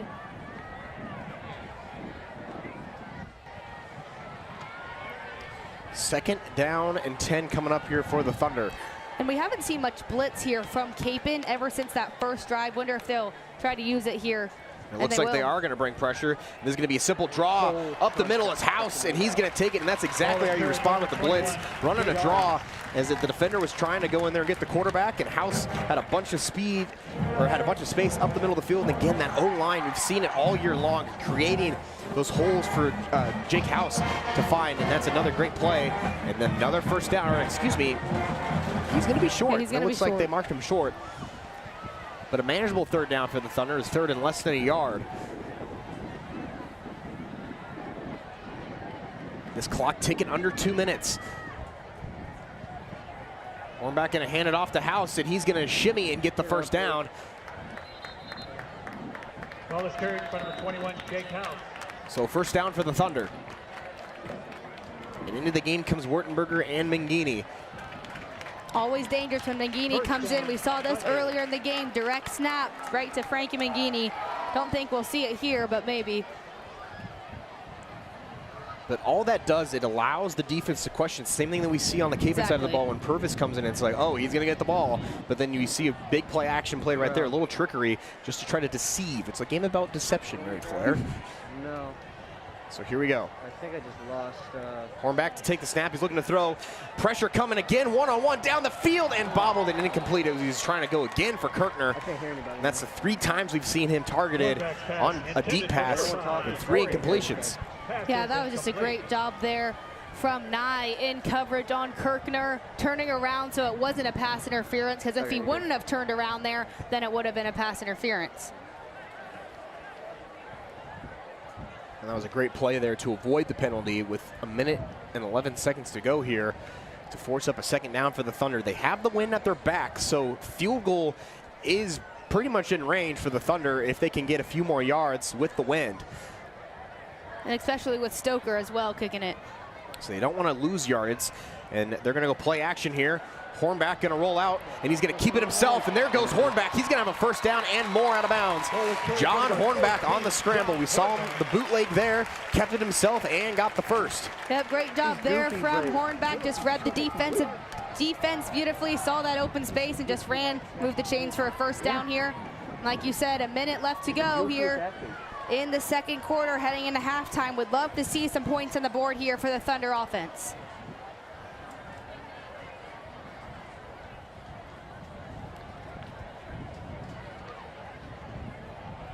.103 to go. Hornback again moving this offense with rhythm. Kapaun looks to bring pressure here. And Hornback's going to flip it over. This is Neeson trying to get some blocks. He's going to get some yards, and he's going to be brought down after a gain of about 3 or 4 there. St. James trying with the trickery, but the clock is ticking now to 50 seconds. St. James has to be careful here. They have 2 timeouts. They don't want to waste too much time here. They want to get a play in the end zone, but you don't want to force it. So it's going to be a second and about 6 or 7 here. That was not intentional. Hornback is back. Pressure coming. He's going to roll out. And he's going to throw it down incomplete at the feet of Jet. So 25 seconds, and that took a ton of time off the clock. I totally agree. Running that play. I think they were expecting some more yards there. But 2 timeouts, 25 seconds, 3rd and 10. It was in a song. You can use the middle of the field. That's the good news, is you still have those timeouts to use the middle of the field, but you don't want to waste too much time. And that was also a really smart decision there from Hornback. 2 things. He firstly stayed in, well, actually, he got it in completion, and then, so he didn't run out of bounds and, like, get sacked. Sorry, I forgot what I was going to say. It's all good here. Now it's going to bring up a 3rd down and 7. And a timeout is called by the Crusaders.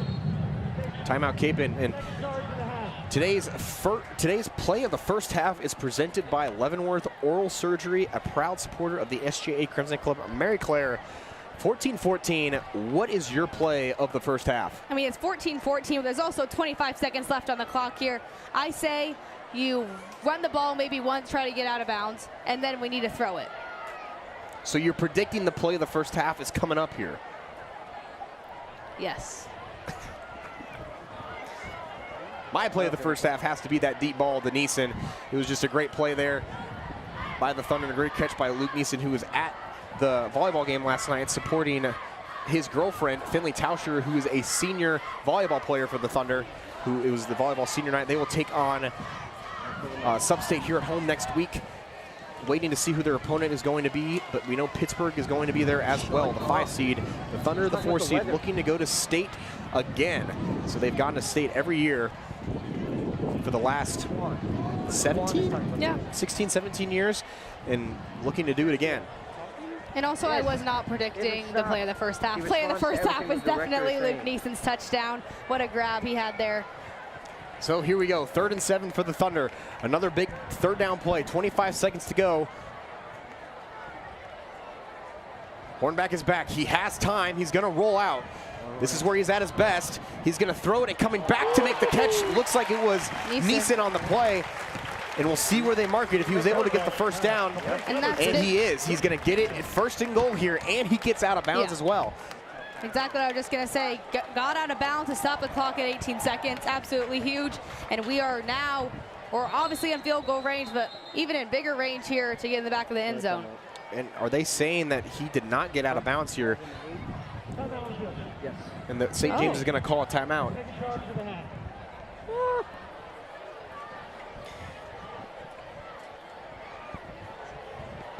And St. James is going to talk this over here with 18 seconds left to go, and I'm wondering if he did get tackled in bounds. So it's going to be 1st and goal with 1 timeout for the Thunder and 18 seconds to go. So this is another big play here. 8 yards to go, and you have to get a touchdown. We've seen how good this Kapaun team has been driving down the field, especially since they're getting the ball back. We've talked about it already. So we'll see what the Thunder can do. Yeah, definitely need to get a touchdown here. You've driven all the way down the field, and you really do not want to get 3 points off this drive. I mean, yes, that is good, but don't want to get 3 points off it. This has turned into an absolutely beautiful night tonight, as there was worry about storms and rain throughout yesterday and into today about whether or not this game would have gotten moved, but they were able to get it at the normal kickoff time. We're able to play some good football, and so far clear skies for the Thunder and Kapaun, as Kapaun will have to drive back after this game. So here we go, 1st and goal for the Thunder. A big play here for Hornback. Is going to dump it off to House, and there he is into the end zone. Jake House, a beautifully drawn up 1st down play there for the Thunder. Kapaun bringing pressure, and Jake House with the score. Absolutely great job there from the Thunder offense. Hornback, great throw there from House, and that's why he's your go-to guy, because Jake House delivers when it counts. Put 6 points on the board before half for this Thunder football team. Absolutely huge. And again, 3 beautiful scoring drives for the Thunder. That time, 3rd touchdown pass of the game for John Hornback. Noah, a St. James legend on the football and basketball court. And now here we go, extra point for the Thunder to go up by 7. This one is up and good. So the Thunder lead 21-14 with 12 seconds left to go in this first half. And that's just another great play designed by Joshi and company to bring up, to give the Thunder the lead before halftime. Exactly what they needed. Absolutely, just great poise there in the pocket from Hornback. Great protection there from the offensive line, led by Godar, the center. And House gets in the back of the end zone. And I really love to see there a touchdown, not only 3 points, absolutely huge. And we'll see how the Thunder design this kickoff. You imagine just kick it through the end zone, just don't want to give Kapaun any sort of return here. Stoker had a booming kick last time. See if he can do it again. This band building up the anticipation here. The band is so good here. They're actually like really good. Top tier for sure, and this ball will go all the way over. And let's see, can it go into the goal? Well, let's keep going. Keep bouncing ball. Keep bouncing, get into the goal. Get it up. Oh, it's still rolling. Is it gonna get there? No. No. No. Went? No. And it will just settle about a foot short there. So we've seen him do it earlier. I bet that's what he's aiming for. Oh, definitely. Low key, probably, maybe, honestly. So now we'll see how the Crusaders want to execute this with 12 seconds and a timeout. We'll see if they just want to hand it off and see if they can't get something out of it, and they will. It's Huff, who's going to have a hole here. He's going to take it upfield. There goes Huff. This is a big play for Kapaun before halftime, and he's going to get drawn down at midfield, and they're going to get a timeout with some time on the clock. And that is not what the Thunder wanted there, so this sets up possibly a Hail Mary. Absolutely not what the Thunder wanted there. You just got to tackle there. That's all the coaches are saying. Just tackle it. Make sure he doesn't go all the way down the field, as they eventually did, but now they're at midfield. And like you said, Hail Mary here, as Kapaun will call a timeout, trying to get this perfect play drawn up here, as you'll see a few laterals as well. And we've talked about it already, Mary Claire, the wind in this game. They're going to have to go into the wind, so we'll see if Rapp has the arm for it going against the wind, as it looks like if the ball is at the St. James or the Kapaun 47-yard line, you're talking about 60+ yards he's going to have to throw it, if that's what they're aiming for. Again, we've seen them be dominant on the ground, but it looks like they're going to come out trying to throw the ball. St. James, you got to be smart here. No flags. Don't let the ball tip in the air, because we saw that last year in the Washington Commanders game in Chicago Bears. That ball gets tipped in the air, it's anybody's game. So let's see what Kapaun have drawn up here. They're going to go under center. So I wonder if they're going to try to keep it on the ground, and they will. This is Stollinger. He's going to have a block, and he's trying to stay on his feet, but he will not get it, and that, my friends, will take us to the end of the first half. St. James 21, Kapaun Mount Carmel 14. We will be right back after this from a word from our sponsors, and we're going to head into halftime. The Thunder lead the Crusaders 21-14. No.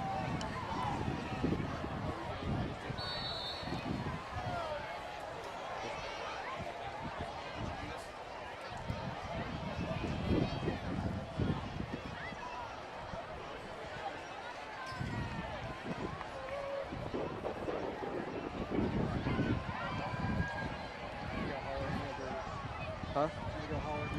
All right.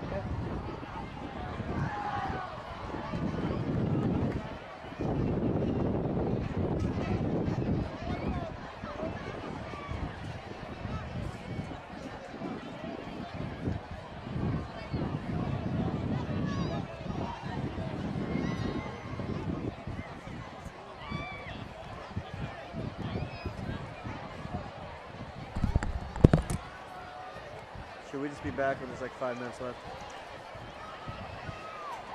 Ladies and gentlemen, please direct your attention to the field and welcome the Thunder Dance Teams.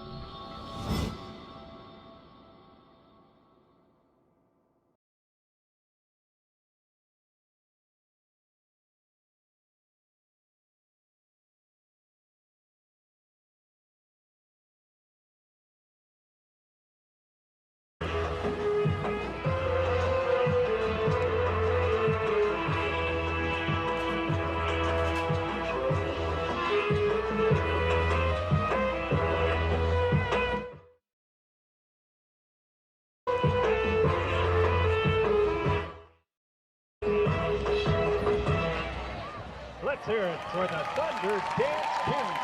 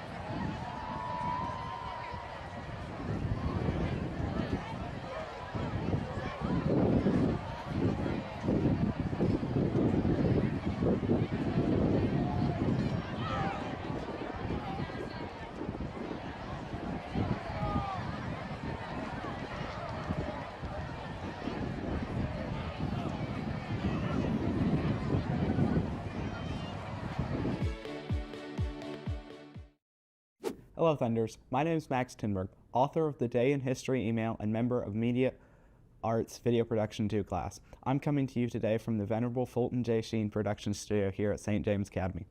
Welcome to Season 2, Episode 3 of TBN Pulse. In this episode, we continue to look back at video productions from our spring semester of last year.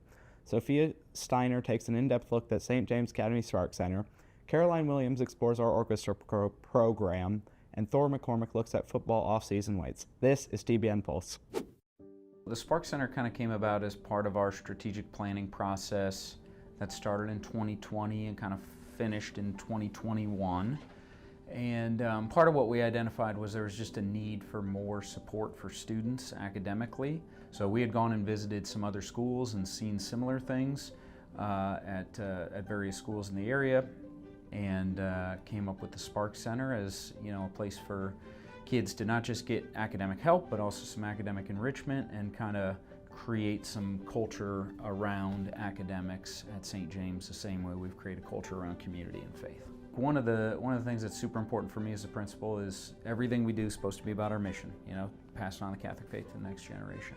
That faith means we're part of a community, and it means that God has a plan for our life. And so academics are a part of that. And so when we go about our academics, it shouldn't just be kind of this cutthroat competition to see who can get ahead, but it should be done as a community and working with each other. And that means those who are having more success can lend a hand to those who are struggling, and vice versa. And we're not just doing it on our own, but together. So that's, I think, part of where it comes from. We take some data at the end of every year on you know, how many students have used it, and how, you know, what was their experience like and things like that. So we do a little survey at the end of each year. And so at the end of last year, over 2/3 of the student body had used the Spark Center at some point. And I think we'll be even higher this year. I think we're going to be over 3/4 if I'm not mistaken. So definitely we have kind of helped to normalize coming together to work on schoolwork and ask for help and give help and all of those things. And yeah, I think taking some of the high pressure atmosphere out of some of those academic things that are tough for kids. The Spark Center is created for us students to learn, help educate, and build relationships with others to improve our person for the better good. I got to actually see just how smart a lot of our kids are, and things they'd ask me for help with that I couldn't help them with. And so, yeah, you just got to see kids' gifts really shine in a lot of ways. That was really fun. Thanks to Sophia Steiner for that segment, and thanks to all teachers and students who work in the Spark Center. Now, let's take a look with Caroline Williams at St. James Academy Orchestra. The orchestra group at St. James is full of amazing talent, including Georgia Caesar, the freshman violinist. I started playing around the age of 4 years old, and my mom kind of just like chose for me to start. It was like going to be a fun thing for me to do, like be different and like make music, because that's what she grew up with, and so she wanted to continue that onto me and my sister. My teacher and mom are my main encouragers to help me get better and keep practicing. Georgia spends many hours practicing outside of school with many different organizations. Perform in the Kansas City Youth Symphony, and I study at the Kansas City Suzuki Academy, where I'm in like orchestra, chamber groups, and like private lessons.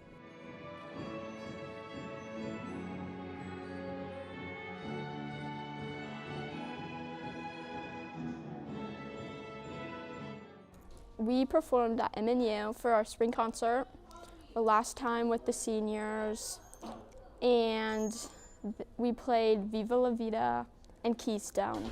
Orchestra at St. James is amazing to be a part of because it brings people together, all with the sound of music. This year, we had the opportunity to go to regional festival, and if you got a 1 there, you got to move on to state, and I got a 1 at both regional and state, so I was like a super fun like experience and accomplishment for me. It just means a lot for my years to come.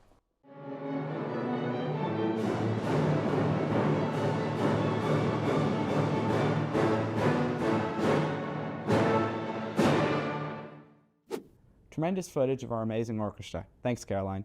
Finally, let's take an inside look at off-season weights. I actually do enjoy going to weights. Definitely don't like it when I'm like actually in the process of getting up. You know, when I wake up, see my alarm, and it's like time to get going. Not the most fun, but once you actually get up and get going, it's not too big of a deal. Yeah, I try to go as much as possible. Sometimes it's kind of iffy with my car. My car is messed up right now, so it's been kind of hard to find rides, but trying to get rides as much as possible and then get there as much as I can. When Shimmy was squatting, it was a pretty sweet moment when he goes up, you know, he's getting ready for a big max out, and the whole team comes over to watch. We're all cheering him on. It was pretty awesome. Favorite thing is probably just in there working with all the guys, especially when we do have a packed day, when everyone's there, because it builds a lot of good community in the team, helps the culture, and we're just all working together because we all have the same goal. Thanks to all of our video producers from the last semester who created these segments to further the mission of St. James County. Stay tuned for our next episode where a new crop of video producers will have material. I'm Max Tinberg, and thank you for watching TBN Pulse. God bless and go Thunder.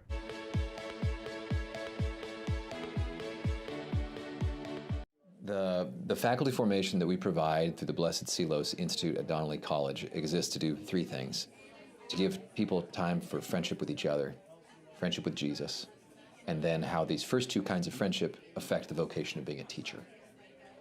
We meet every week on Wednesday mornings, usually on the late starts. There's got to be time to be with your friends. There's got to be time to pray. There's got to be time to study, and there's got to be time to talk about being a teacher.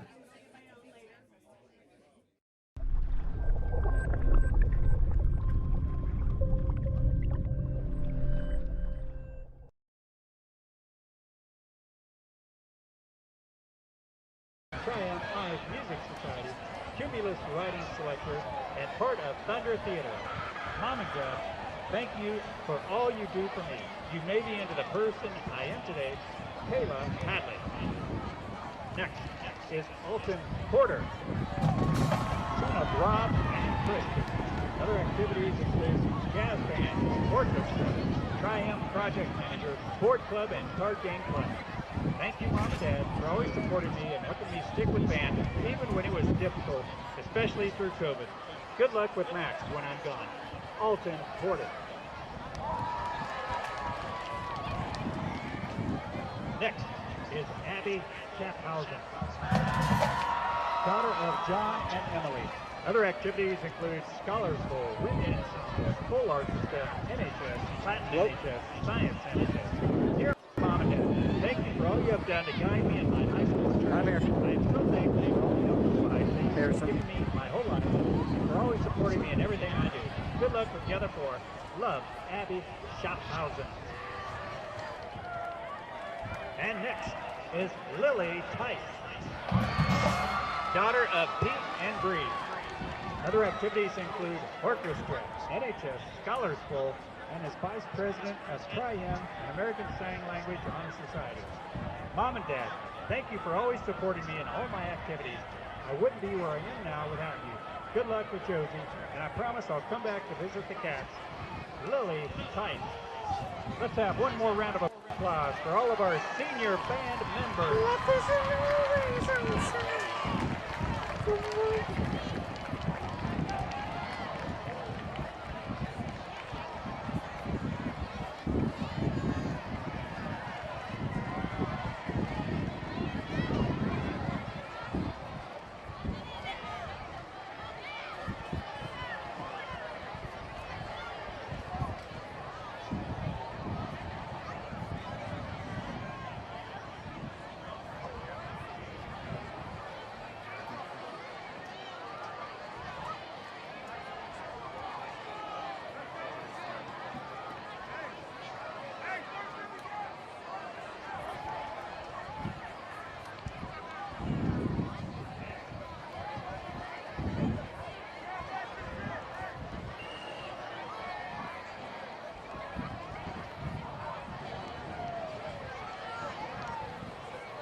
And we welcome you back here to Michael T. Alex Field at Marion Stadium.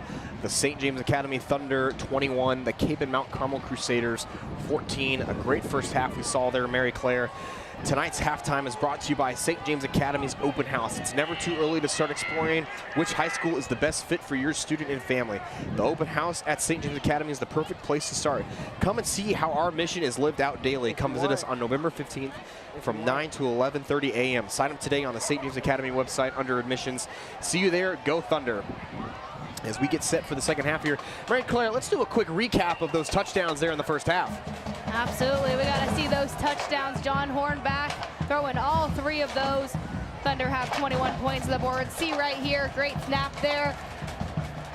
First touchdown of the game thrown by John Hornback. Great catch there from Jet. I mean, you really see him rolling out. It's the time bind. This is a staple of the Matt Joshi playbook, rolling out and throwing back across to a man running wide open. Absolutely, just throwing across his body as well. Here's the second touchdown here for the Thunder. Here's Hornback, great throw there. And here's Neeson with what a grab there from Luke Neeson. And that's exactly what we were talking about. I mean, just a heck of a grab, going up, one-on-one coverage, making a play on the ball. Hornback giving his player a chance to make a play, and that's what you love to see. Absolutely, here's the touchdown right before halftime. That's still the same one here. And now here's the one before halftime. Great throw here from Hornback. And then House just does the rest, runs it right into the back of the end zone. House to the house. Absolutely, big play before halftime to get the Thunder up 21-14 over beautifully. Kapaun. I love good offense there, Mary Claire. I mean, you just see it right there, just to float and just catching the entire defense off guard. Again, getting your playmakers involved. All 3 of those were letting your offense make plays. Hornback rolling out, allowing Jet to get open with the speed. Hornback with time in the pocket, throwing up, letting your star wide receiver make a play. And that last one, designing something perfectly, giving your running back some space, and he took it to the house. House to the house. I know we say that a lot, but it's true. It's you know, when it's labeled that way, you got to call it that way. Absolutely. As we got about 2 minutes until the start of the second half here as their teams are doing their warm-ups. St. James leading 21-14. We've talked about already a few times in the first half. This second half kickoff is huge for Kapaun because the Thunder scoring there before halftime was crucial because now you're up by 7, you have the momentum, you have the lead, and now Kapaun's playing from behind, getting the ball here.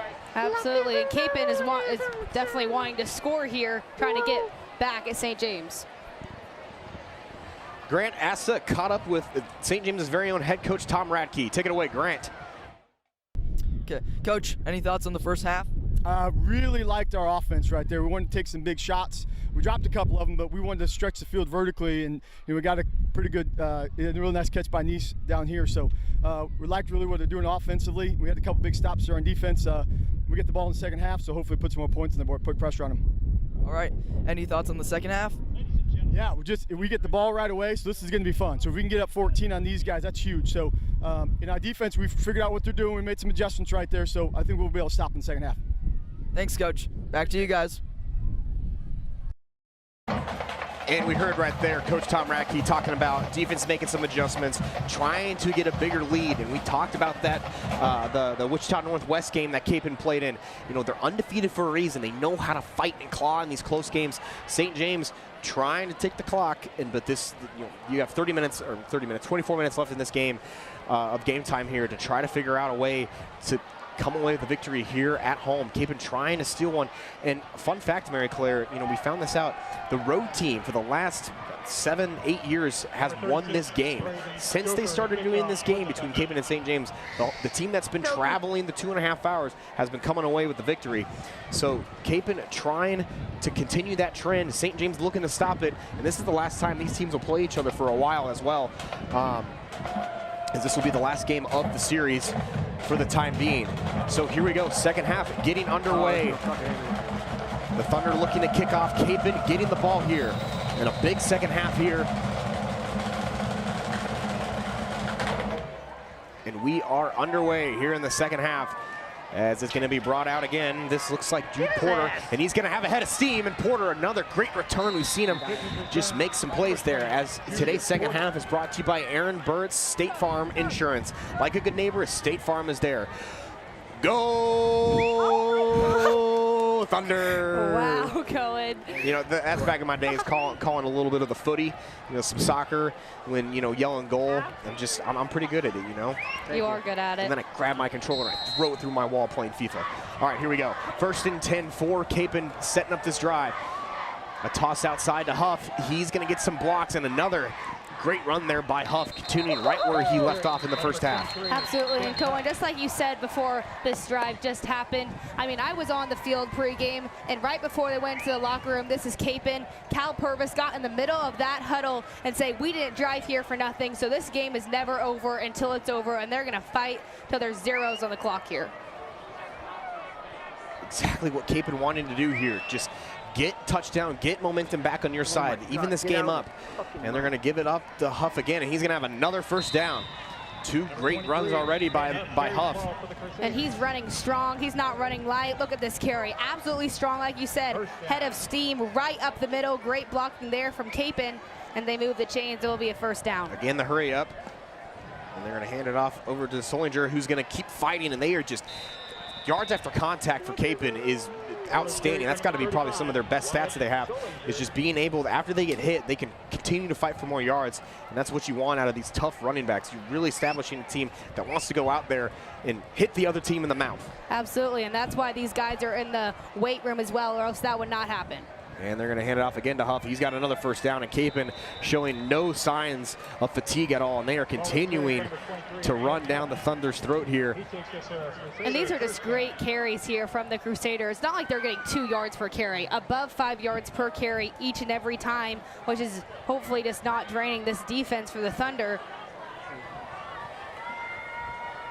And they're going to hand it off again, and a run up the middle and another first down. Just rounding and pounding, as you'd call it here, from the Crusaders. I mean, Huff and Ellinger in the backfield. That's a great dynamic duo back there. And also Purvis when he comes in. You got 3 guys consistently who can run the ball hard. Huff again, continuing to fight, and they are not slowing up whatsoever in this Thunder defense. Not able to get substitution as Kapaun is hurrying up the ball to prevent those large substitutions. And this is just exactly what Kapaun wanted to establish right away. St. James looking to get a play here on defense. They're going to hand it off to Solinger again, or excuse me, it's number 43, Pete Keller. Another fullback on this team. They have multiple tight ends, multiple fullbacks, multiple guys who can get the ball. And here into the game comes Purvis. I mean, every time Cohen, each when Purvis comes, we're just like, oh, Purvis is in. And that last one was marked short, and they're going to keep it here with Rapp. And I think they got the first down there. Waiting for the signal here. I think you might be right. The official second, and yep, there's the first down. So a little bit of the sneak there, catching everybody off guard. And now it's 1st and 10, and we'll see if they try to give it to their linebacker, fullback, running back, do it all, Cole Purvis.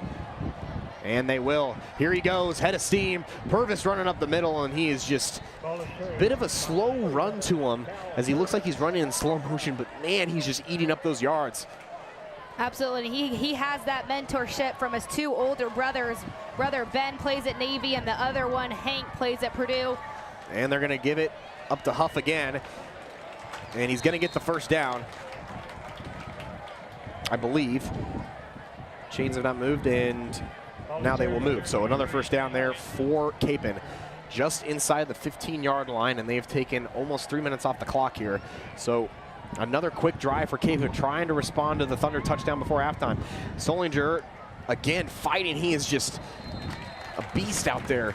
Kind of reminds me of Cam Scattaboo, seeing him run with the ball. Yes, Cam Scattaboo is so good. He is such a fun player to watch, and he's a fun player to watch out here tonight for this Clutchest team. pickup in my fantasy league this year was drafting Cam Scattaboo. I saw it. I was like, this guy was a beast at Arizona State. He's only going to be good for me about a year or two before, you know, he runs his head through a wall.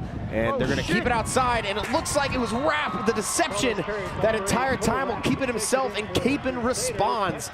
Just like that, they have drawn this game within one. Cole Rapp with a great run there, and Kapaun drove right down the field. No third downs No long down distances, and they did exactly what they wanted to do to start this second half. And the Thunder would have had it there. They read that beautifully, but then Rapp took it, and that was in the touchdown. It's really unfortunate there. Good read there also by Rapp, knowing to pull it away as he has had a wide open lane. He just rolled out to his right, and there was no one there for the Thunder. And again, we're seeing the response by Kapaun. St. James not able to get a stop after the score. So the Thunder will get the ball back. Game is tied. But this is going to be a very crucial drive for the Thunder.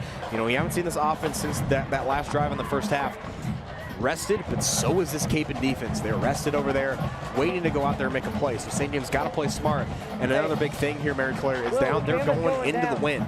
So we'll see if St. James is able to slow it down a little bit, take their time on this drive, It's coming down. It's like and end with the touchdown. It's not clipped in anymore. It's falling down. It's not locked.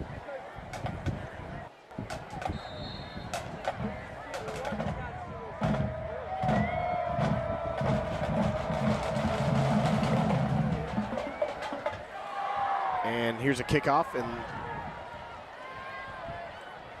and it'll be run down here. Kick is returned by number 21, Jake House.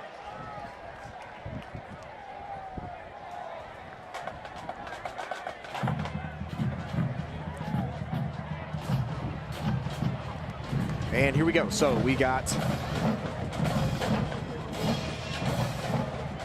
a 1st and 10 here for the Thunder at their own 25-yard line. Looking to go 75 yards here and to get another score.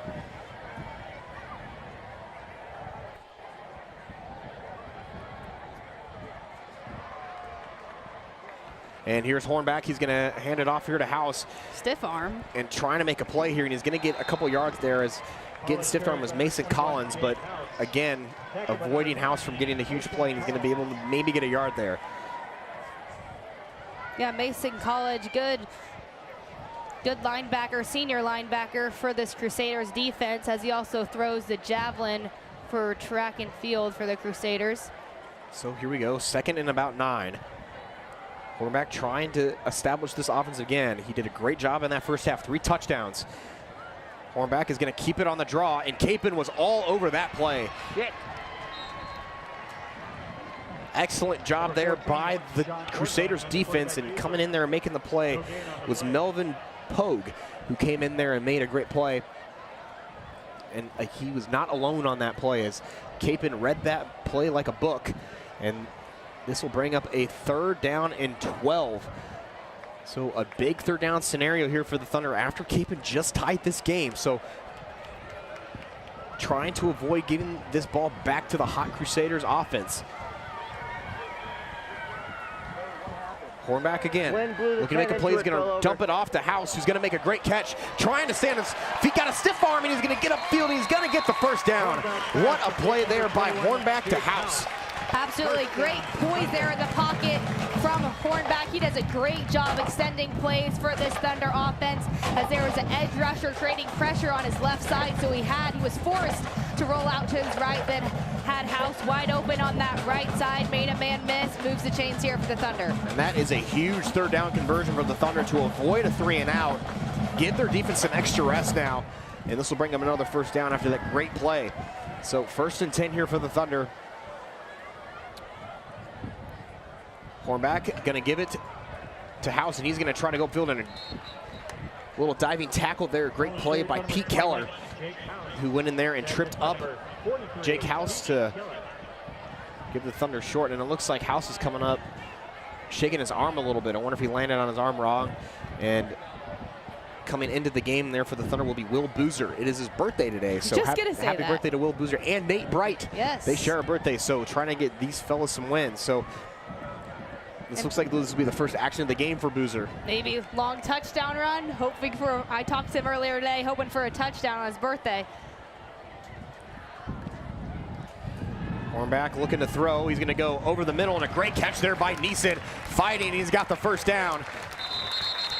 As that ball was not really on target there for Neeson, but he stuck his hands out there, made the catch, and got the 1st. Yeah, great job there from Luke Neeson, making some huge plays tonight for this Thunder team, as he picks up the 1st down here for the Thunder as they're past midfield.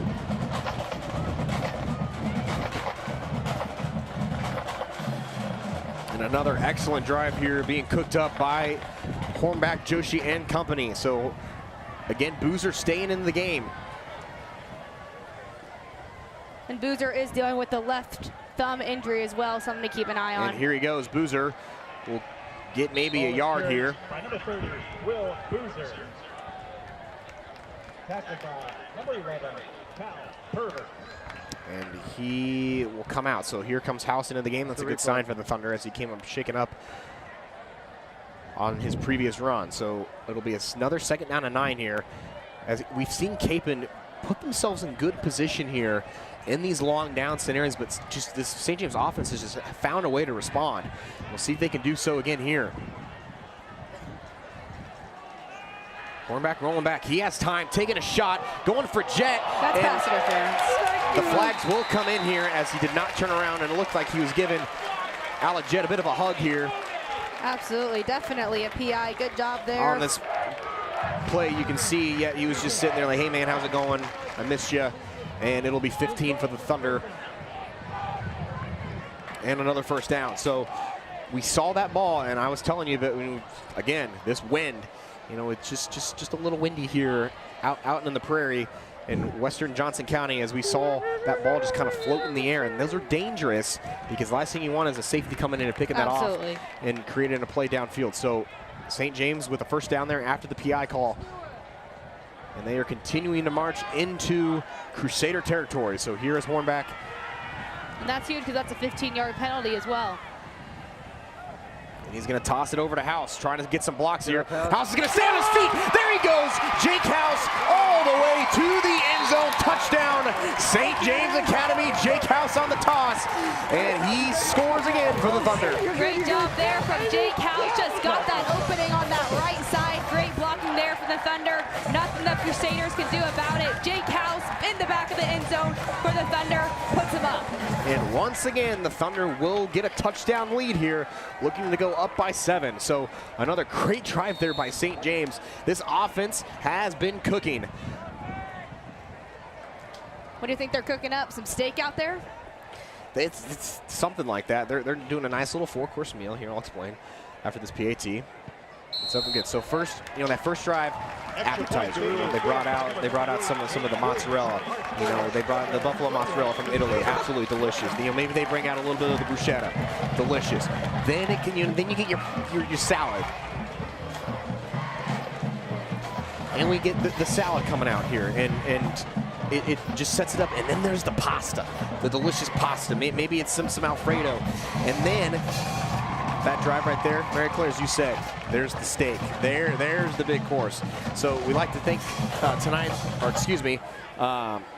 SJ touchdown is presented by Claudec Wealth Management. Claudec Wealth Management helps fit all the pieces of the financial puzzle together.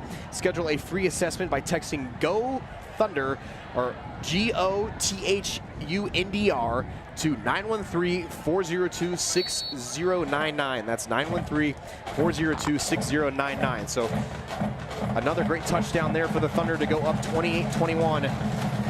Now dealing with the Thunder looking for here, Mary Claire? They're looking for some dessert. A little bit of the tiramisu.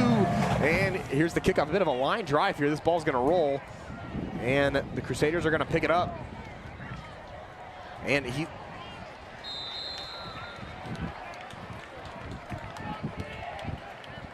Kick was returned by number 1, James Geyer.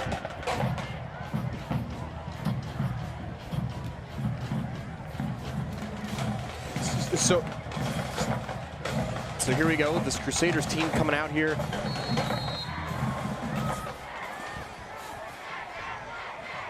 So 4 minutes to go here for the Crusaders. They're going to toss it out here to Huff. And he is going to get blown up there, maybe a yard or two. And that's one of his shortest runs of the day. As we want to take you back to that last touchdown there.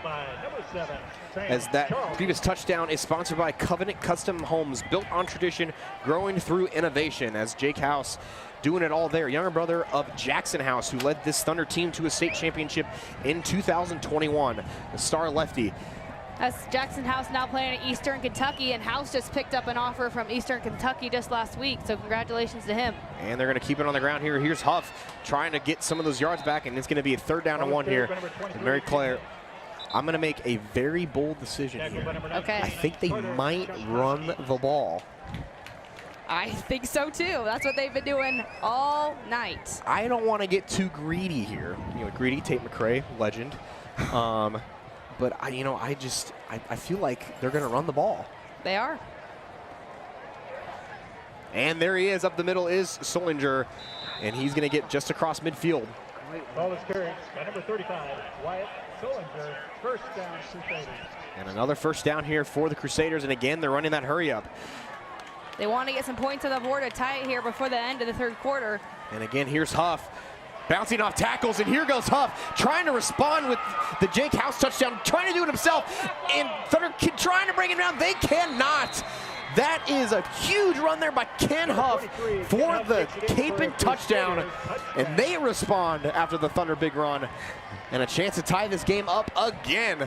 That's just great job there from Huff, but also great blocking. None of that happens without the blocking there from the Kapaun offensive line. That starts with the Tulsa commit, Nick Aincha and Landon Highs on that offensive line. Just a great powerful run there from Huff. Unfortunate Thunder defense can't stop them, and Kapaun will try to tie it here. And we talked about it in the pregame show all week before the game, this game, how crucial this run game of Kapaun is. They know how to make plays. They're out there just running India, and this St. James defense coming up. Again, this offense of the Thunder has been so great, but just can't get a stop. And tonight's game is brought to you by Freedom Physical Therapy and Training Center. From athletes to parents to grandparents, you deserve to move pain-free for the people and moments that matter most.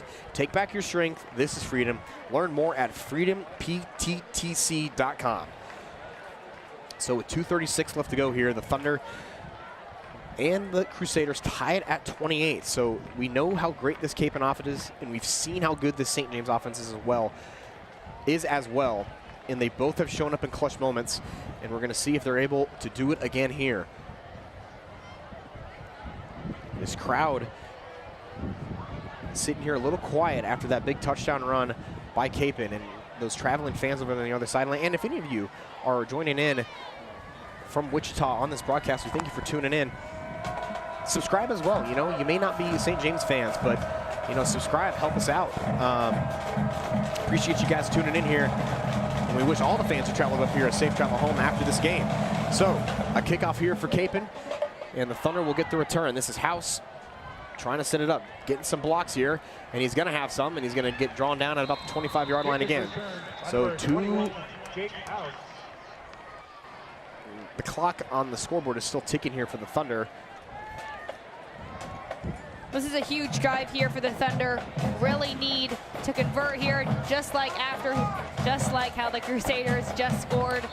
Need to build some momentum, get some points on the board here. Also drain some clock as well. I don't think anybody noticed, but that clock just ticked down 30 seconds. That was not supposed to happen after the kickoff, and nobody noticed that but me. So here we go. There's Alec Jett with a big catch and run there. So that was about 30 seconds there, Mary Claire, that was just taken off the clock there. Might have been accidental, but regardless, here is a first down for the Thunder. Yep, who knows? It doesn't really help us or them because it's tied, so it really just hurts both of us. Here's Hornback, again setting up another great pass. That is Canzanieri, who the last time I was on the call had a great 2-touchdown game against Blue Valley Northwest, and he's got a good catch there, his first of the day. Now the Thunder are trying to go hurry up here, no huddle on this one. 90 seconds and counting in this this third quarter, excuse me. House again. He's got time. He's going to roll out, trying to make a play, and he's just going to throw it back. And did he bobble it and hold on to it? Yes, he did. Alec Jett, and he's going to have the first down. And we've seen that. Hornback had a clean pocket, but it's almost like he was like, get me out of the pocket, because he likes to make those plays off schedule. And another great one there by Hornback. Yeah, you see by Hornback a lot. He either rolls out to his right or left, really just doesn't stay in that solid pocket, which isn't necessarily a bad thing. Just feels more comfortable rolling out. And it's a great throw there and completion to Jett to move the chains. And now another first down here for the Thunder.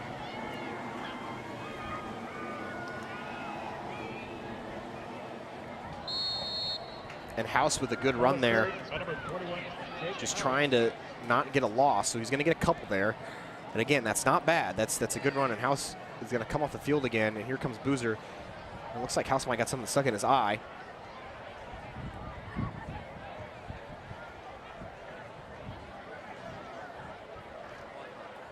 And here comes Boozer in.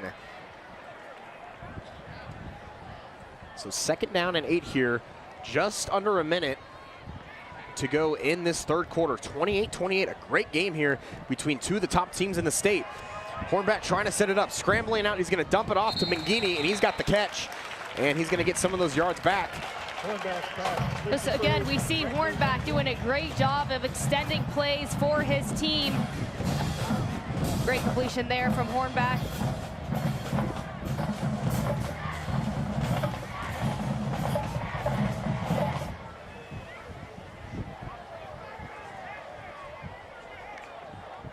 Third down here for the Thunder. Need to convert here, cannot give the ball back to this Kapaun offense. And it looks like a 3rd and about 5 here for the Thunder. 31 seconds left to go, and we've seen them convert these all day long. And there he is outside of Mangini, but he's going to be short of the line to gain there, but he's going to get a yard or two to bring up a 4th and manageable. We'll see how the Thunder want to do this. They want to take it all the way down to allow themselves to think about it. But this is a very pivotal play here in this game. And you think maybe they'll just go for the hard count here and try to make him jump off sides. But come on. And they'll just let it run down. And the Thunder are going to hurry up here. Let's see if they try to get the playoff. 2 seconds and 1. And that will be the end of the third quarter. It is St. James 28, Kapaun Mount Carmel 28. You are watching St. James Academy football live on the Thunder Broadcasting Network. We will be right back after this.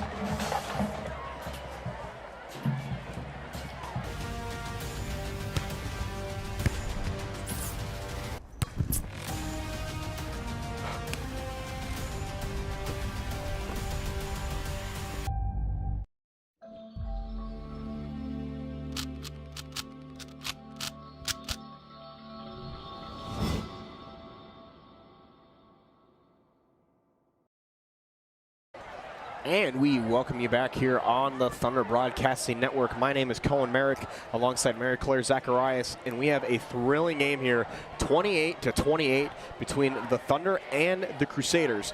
So this is going to be a very interesting fourth quarter. We've seen the Thunder lead by 7 4 times in this game, and each time Kapaun's responded. So the Thunder have a big 4th down decision here. 4th and 3 on the Kapaun 42-yard line. Mary Claire, what are we looking for here? I think we're just going to go for the hard count here. It's hard for me to believe that we're going to snap this ball. I mean, it could happen with House in the backfield. He could easily get 3 yards here, but I just don't know about that decision here. Tied ball game, especially how this Kapaun offense is playing. And to set you up, D. Pasquale Moore is a proud supporter of student athletics. Football teaches teamwork, perseverance, commitment, and sacrifice. Learn more at dmlawusa.com. So a big 4th down play here. Here comes the offense, and they're going to try that hard count, and it looks like they're going to bring pressure. So Hornback reading it, he's going to send House out. He's got time, he's going to flip it out to House. Can he fight for it? And he's going to get it. House still on his feet, cutting upfield. There goes Jake House, still on his feet, fighting down inside the 10. This is Jake House's game tonight, folks. He is having a game, and he is trying to upset the undefeated Kapaun Mount Carmel Crusaders here at home, and a great play there by House. Absolutely, that was all about the timing and execution. House saw that hole, and he hit it with authority and got that first down for the Thunder in a big-time moment for this Thunder offense as they move the chains and now in the red zone. Need to get 7 points on the board here. Another 1st and goal to go here for the Thunder. Can they go up by 7 again? And the referees are going to blow this play dead. They're going to talk about it. I'm not sure.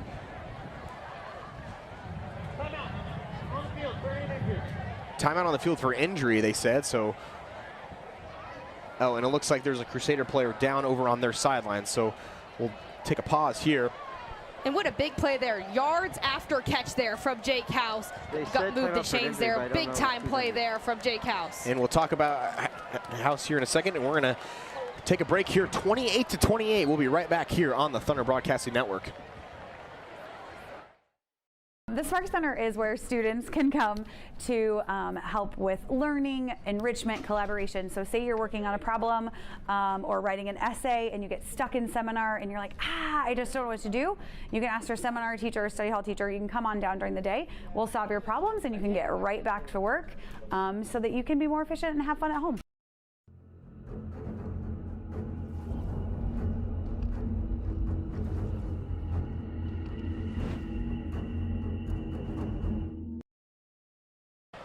And we welcome you back here on the Thunder Broadcasting Network. We have a fan on Mars watching this game, as you just saw that cut there, and we are back here. Hornback gonna hand it off to House, looking for his third, trying to get an angle. There goes House, and he gets stripped up. Is he in? Yes, he is. Jake House making a hat trick. A huge touchdown, but hold on, Mary Claire. Yeah, that's coming back. There is a flag, and there is the hold. So Yeah. just when we thought House got his third touchdown of the game, it's coming back. Unfortunate holding call there. I mean, I saw that one from up here. There was no way he broke all the way there on that left side. That's coming back here for the Thunder. Costly mistake there for the Thunder. But it's coming all the way back here. I mean, only 5-yard penalty there, but still 10-yard penalty, my bad. So a crucial play there for the Thunder. You just don't see them do that often. This offensive line that's just been played excellent all season long with a rare mistake there. So let's see if they can't erase this penalty. And they'll come up here first and 16. First and goal from the 16.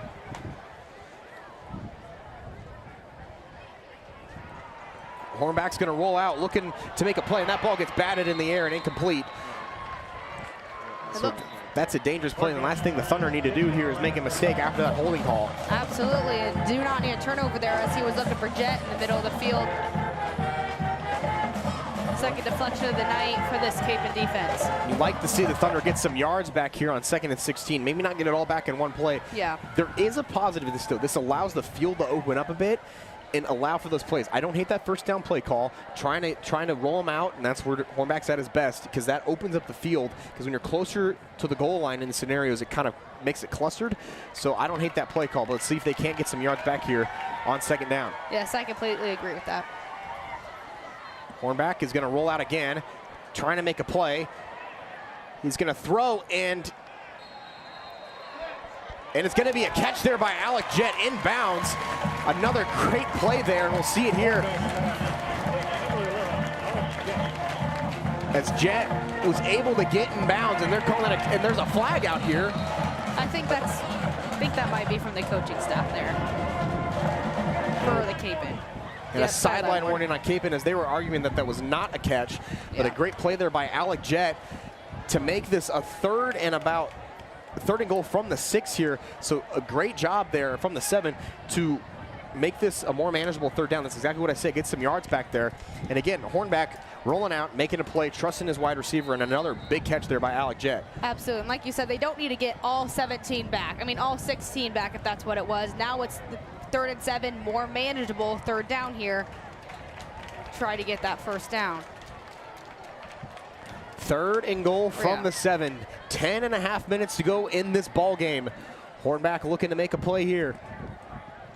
He's going to keep it himself, and there is nothing there.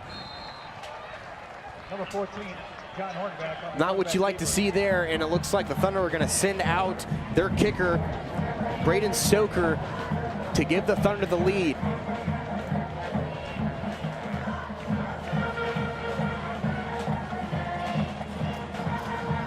And this field goal will be about a 25-yard attempt here. 25-yard attempt for Stoker. Wind at his back, trying to give the Thunder the lead.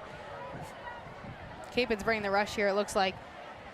Stoker's kick is up, and it is good. So the Thunder snag 3, but it almost feels like a loss there just because we've seen how strong this Kapaun team has moved down the field. So now it's crucial time for this defense. Absolutely, and there's 9 minutes left on the clock. I I mean, some people might not think it's going to go all the way down to zeros, but they've been running this clock all the way down, so you never know. See this replay here. Big time run from House. Made a player miss there as he just kept going. Weight room work paying off there. Great job there from Jake House, the senior running back. And the Thunder almost had a touchdown on that drive, but it was called back due to a holding penalty. So that's one of those plays that kind of push everything back, just because, you know, it was a chance for the Thunder to snag the lead via a touchdown. But one of those pivotal moments in this game, those penalties, you got to stay disciplined there, and you don't see the St. James offensive line make too many mistakes, but there was one there. So now Kapaun looking to go down the field and grab their first lead of the game, as we've seen them respond on every St. James score. This defense of the Thunder, they need a big stop here. Absolutely, and like we said earlier, the Kapaun Mount Carmel is, like, they have come back against Wichita Northwest, like you said, 28-0, correct? They came back on Wichita Northwest, so they're more than capable than this. So it's not a surprise to them, but it might be a surprise to us.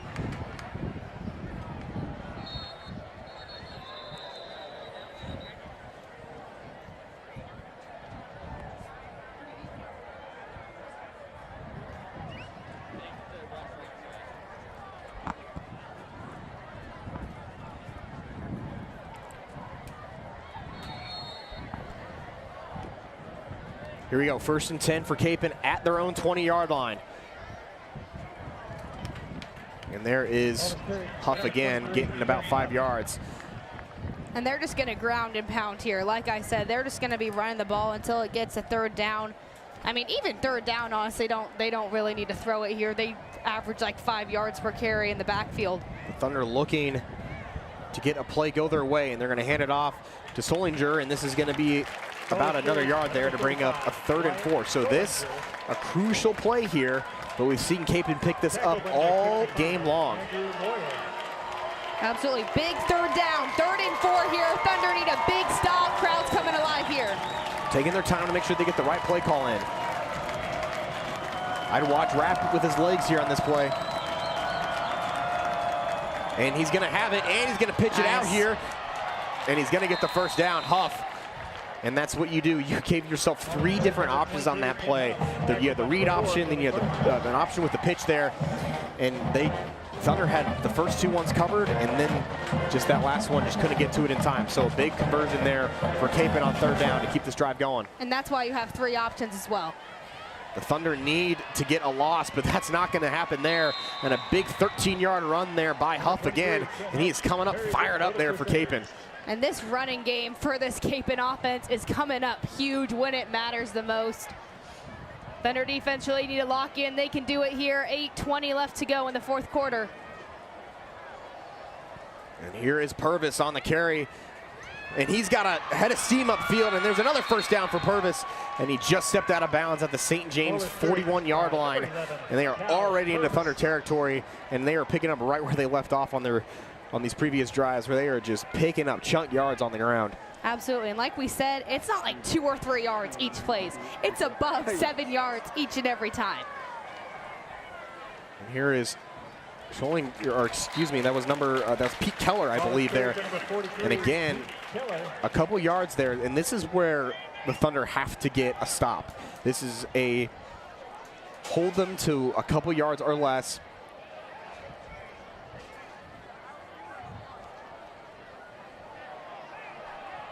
Hold them to a couple yards or less here to prevent a 3rd and long, and they're going to hand it off. And is this it?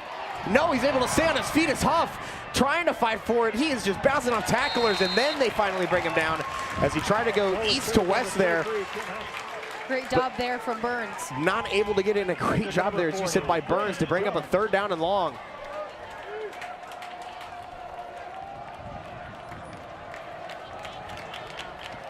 Third and 9, Thunder need a stop here. Unlikely to make this field goal, so they'd have to punt. Need to get a stop first, though. 3rd and 9, and they're going to try this pitch play again. It's Rapp who's fighting, and he's going to have the 1st down.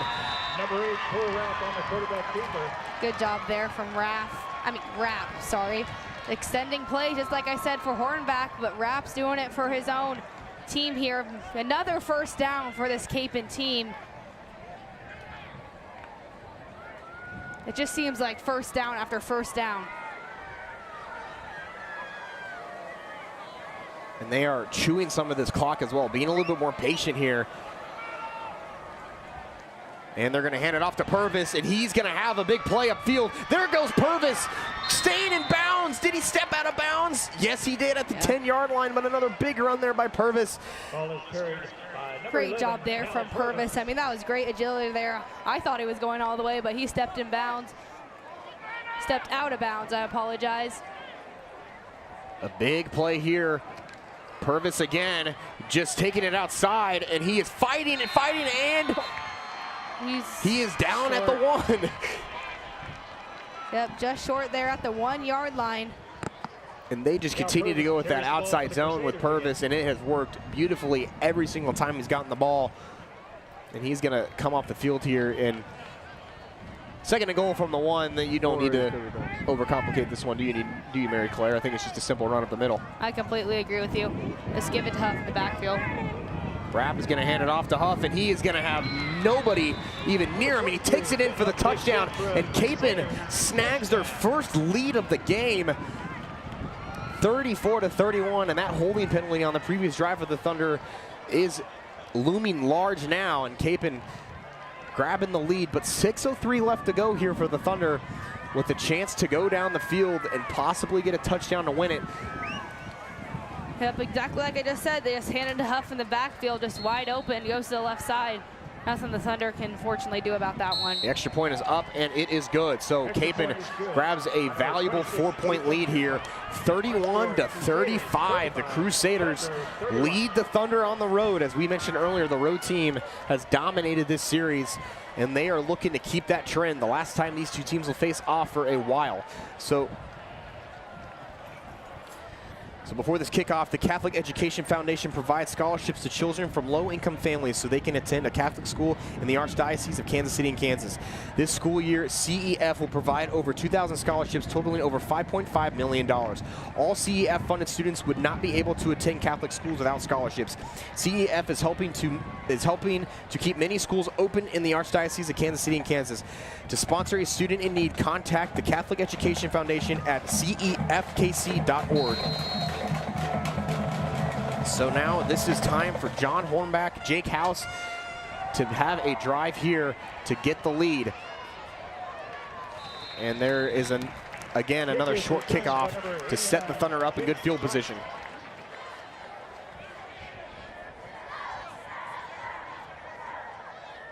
Well, you saw there, the kicker for Kapaun, he's not setting it up in the middle. He's setting it up on the right side. So Jake House, the receiver for the Thunder, can't go all the way down there. So that's Mulatto, the kicker for Kapaun.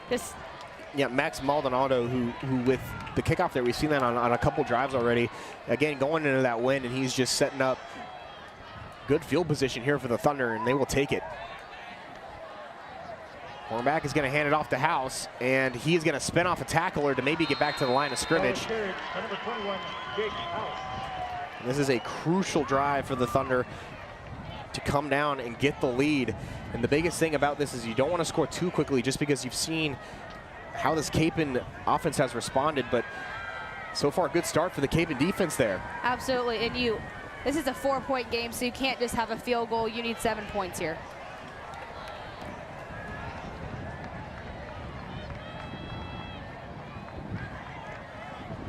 Hornback stepping back. He's got time. He's got it wide open. It's Neeson who's got the catch, and there he goes.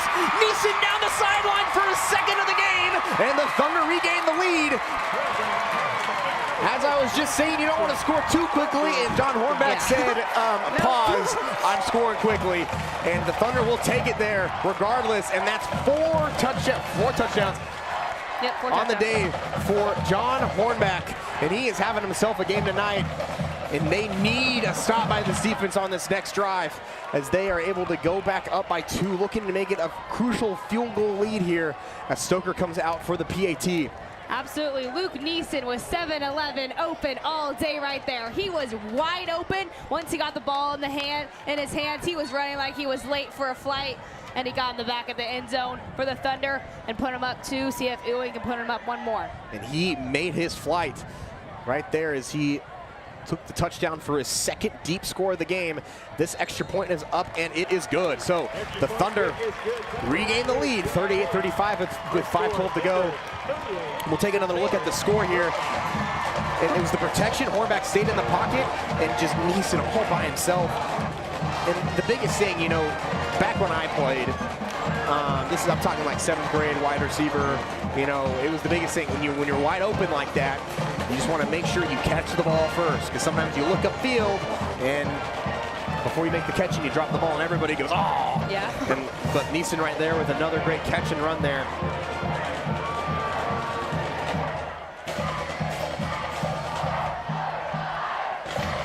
Now the defense for the Thunder need to do their job here. Nothing silly, and you saw that on that last play. There was blown coverage there in the secondary from Kapaun. That's why Luke Neeson was wide open with that touchdown. He was running hard there.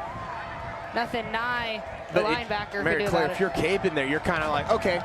Exactly, yeah. You know, we've shown that we can move the ball on Yeah. you, and they're looking to do that here and take more time off the clock, because if you're thinking about it that way, you know, now St. James just made it possibly their next possession. If they can't get a stop here, not enough time, and with that field goal, so St. James is going to be needing to chase a touchdown versus Kapaun here. You know, they know if they can't convert here in Thunder territory, they can settle for 3 and tie this game up. Absolutely.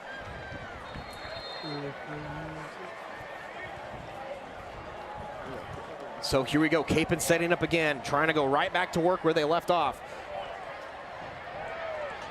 And there goes Huff, and he's going to get another big gain there. Ball is carried by number 23, Ken Huff. Tackle by number 19, Carter Shutkowski. Carter Shutkowski with the tackle there. He showed up big last week for the Thunder as they got the win over Blue Valley North. And they'll hand it off to Solinger, and he's going to get a loss there. And that last St. James touchdown was brought to you by the Riley Company. Jim Bray, proud supporter of St. James Academy and Crimson Club members. So here we go. A big 3rd down and 4 here for Kapaun. I'm thinking maybe 2 straight runs here if they're not able to get it this first time. And they're going to hand it off to Huff, and he's going to have it that time. It's just so easy for them. I mean, we talked about it. Those offensive linemen Kapaun has up front there, they're just bullying that St. James defensive line. And at this point in the 4th quarter, if you're on the St. James D line, you got to be exhausted. Absolutely. And you said it's easy. It's easy because they practice this. It doesn't just come easy. It's easy because this Kapaun team practices it, and they're showing out on the field here tonight. And we talked about their games this season. They've been in these late game, close game scenarios and keeping it simple. And Huff again bouncing off the tackles, trying to avoid a loss. And he's maybe able to get back to the line of scrimmage, but that's what we've seen all game long, just bouncing off tackles, avoiding lost yardage. Yeah, just great job there from ceiling number 22 in Navy, just breaking through that line. Could have been great if he would have gotten that tackle there, but didn't gain any yards there. Still 2nd and 10 with 3:30 to go here. And the Thunder cannot look up yet. They know this is another big play here. And he's going to look to throw. He's going to throw it downfield. He's got a man wide open, and a great catch there on the sideline for first down. A rare throw there for Kapaun. That's number 83, Jackson Gosh, with a great catch there, and a first down for Kapaun.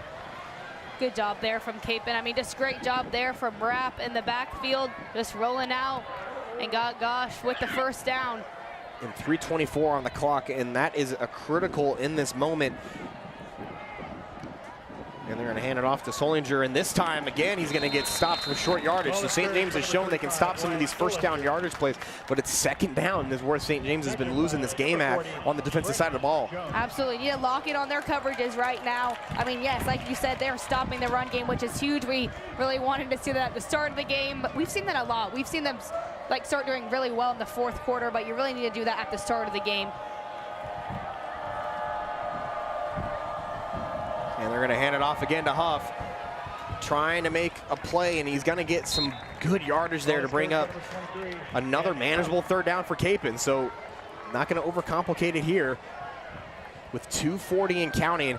And at some point, now the biggest thing for Kapaun is if they get down in this area, they also have to start thinking about managing. They can't take too much time off the clock, because last thing you want is last thing you don't want is to have to result to a field goal, and they're not going to hesitate and just give the ball to Purvis here. And did he lose the ball? I think he may have already been down. But I think they're saying that he might be down here. Yeah. And yes, they are, and they're going to wind this clock again.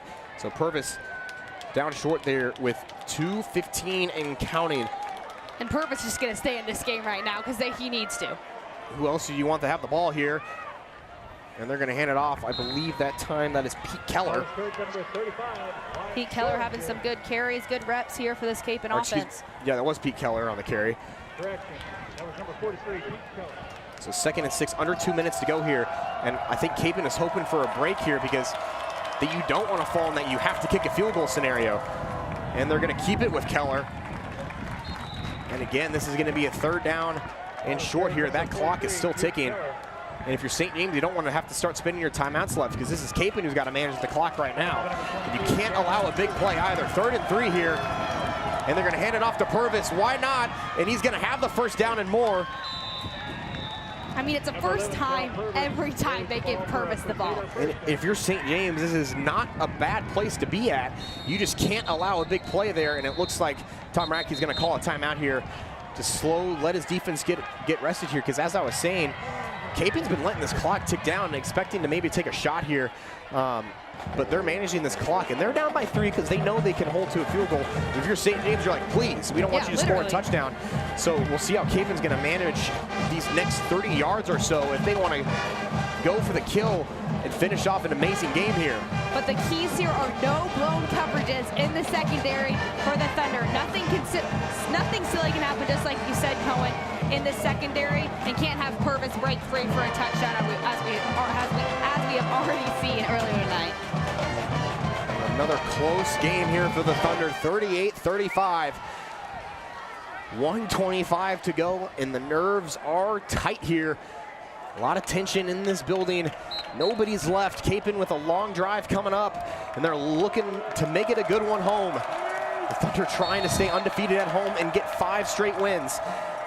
And they're going to hand it off to Huff, and he's going to get tripped up here.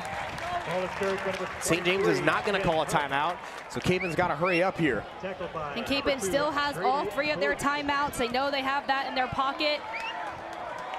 2nd and 8 now. And he's going to roll out, and this is what we were talking about. Is he going to get a play here over the middle? And that's going to be incomplete, and that's a huge play there, as he had a man open, and he just wasn't able to get it there. So now it's going to be 3rd down and 9 coming up with 1:02 left. And this is a huge 3rd down play, because if you can't get the 1st down, if they try to run it here, you're in a tough 4th down call here. You're going to go in against the wind. Do you send out your kicker and get the field goal? Absolutely monumental play in this game here. Crowd's coming alive. The Thunder need a stop, and he's going to keep it here, trying to get a throw. Does he have anybody open? Wrap rolling. Just run. And he's going to run it. And he's going to be dropped down at about the 25-yard line. This will be... He didn't get out of bounds, so they'll have to call a timeout. 4th down here with 49 seconds left, and Kapaun is going to call a timeout. And we'll see what they want to do here. This is a big 4th down play. This is huge. I mean, this is like 4th and 4, 3 or 4 yards here. Yep, it will be 4th and 4. I mean, like you said, Cohen, I mean, you'll be kicking into the wind here.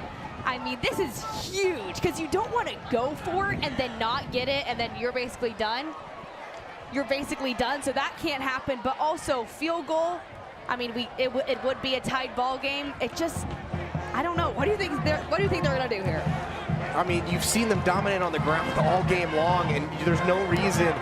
But this is a long 4 yards here. Do you trust your offensive line like this in this scenario? This is St. James. You've rested, or you've been run over all game long on the defensive side of the ball. This is your chance to make a play here. This is your opportunity to pull off an upset against an unbeaten team. 4th down and 4. 49 seconds left to go. Game on the line. Rapp is going to throw it. He's going to throw it outside, and the pass is, did he catch it? He caught the ball. It was bouncing around, and he brought it in. What a grab there. What a catch. What a grab. He was bobbling that, but did he get it? They are moving the chains. Seeing the replay here, I think he might have got it. He got that. Yep, they're moving the chains. And they're giving him a 1st down. Let's take a look at it again. Ball was bobbled. Oh my goodness, I think he got it. Wow. Yep. He got What that a one. play! I mean, what a play. A gutsy 4th down call there. I mean, that's insane. The hand-eye coordination, that's a catch. And that's Gosh with the catch. Great play there from Gosh. Oh my gosh, moment for us here in the booth. Oh my gosh, for real. Oh my 42 gosh. seconds left. Kapaun calling another, St. James calling a time, or yeah, Kapaun called a timeout there, excuse me. So they only have one timeout 42 left. seconds left. They have one timeout left and another fresh set of downs.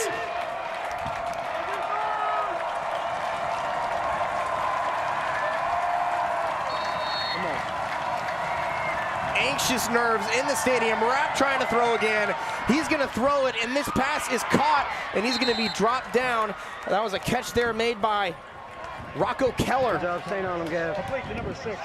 Another rare pass there. Clock is ticking. Offense is confused. They're going no huddle here. And will they spike it? No.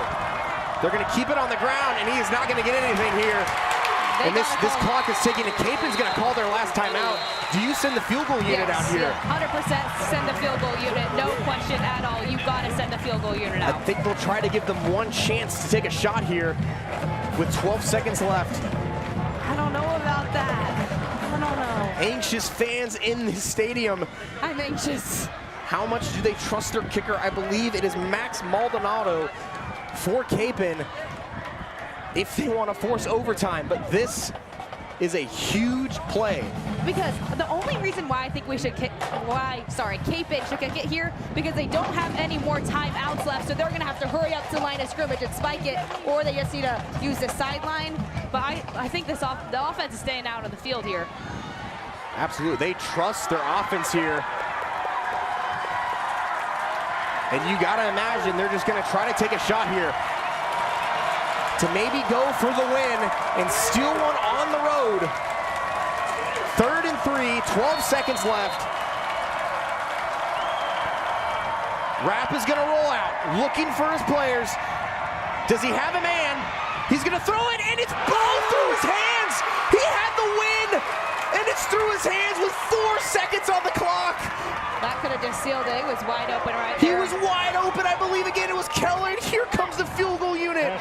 And like I said, guys, right here on this field goal, this Thunder defense is sending the full-on rush. They blocked many field goal attempts this season. Wouldn't be surprised if we get one here. Oh my goodness, after the huge catch there on 4th down a few plays ago, and now here we go. This one from 28 yards to tie it and force overtime. The snap, the kick is blocked! It's blocked! It's blocked! And the Thunder are gonna win it! What did I just say? The Thunder are gonna win it! And they end the trend! And they are gonna come away with the victory here on the road! What did I say? Just sent that full-on rush, got that block, absolutely called that one. Thunder get the win by 3 over Kapaun. And the Thunder are going to improve to 6-1 and remain undefeated at Marion Stadium. And a block of the ages for the Thunder. A great call, Mary Claire. And a sigh of relief and a tough car ride home for Kapaun. And we're going to take another look here at this replay. Absolutely, like I said, bringing the full-on rush up on the middle, got the And block. it was blocked right there. Looks like by Boydston. Oh my goodness. And a huge sigh of relief for the Thunder.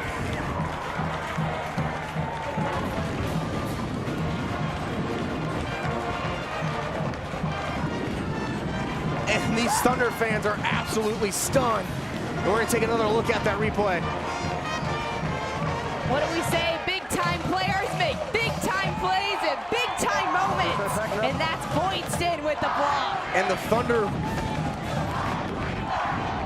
Thunder with this win, you have to think they are big contenders here in the state of Kansas.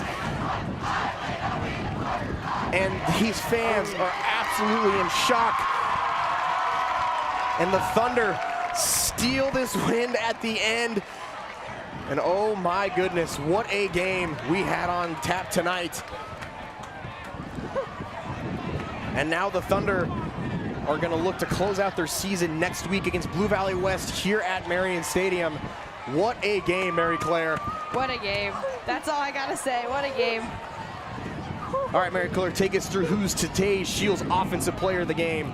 I feel like there's so many offensive player of the games in this one. I'm going to say Hornback in this one did a great job for this Thunder offense. Couldn't have done any better job. Defense did a great job for this Thunder team. I mean, what a block there. Exactly what I said. They bring the bull rush. I just can't believe it. I am out of words right now. I am speechless. Huge win for this Thunder football team, going 6-1 on the season. 5-game winning streak, knocks off Cape and Mount Carmel, who were undefeated coming into this one.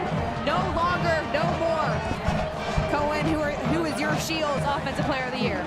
Offensive Player of the game. Sorry. I know, we're all a little flustered here. I mean, it's got to be Jake House. I mean, he had a great game. And the defensive side of the ball here, I mean, it's whoever got that block. I saw Boydson. I saw a bunch of Thunder make that block. But holding them out of the end zone there, huge. And you just got a feel for Rocco Keller there, who dropped possibly the game-winning touchdown.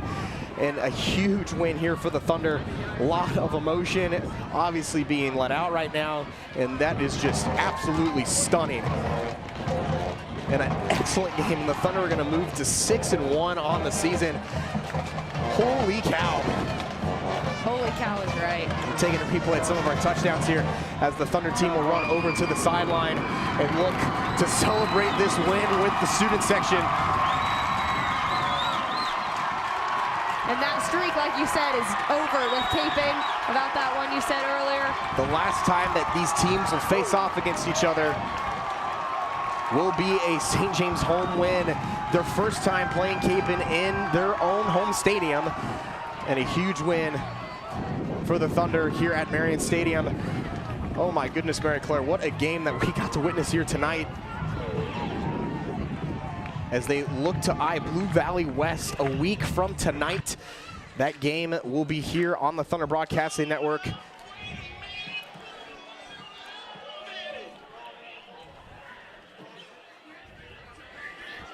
And this was an absolutely thrilling game that we had on tap here. Mary Claire, I appreciate letting me join you in the booth tonight. A great call.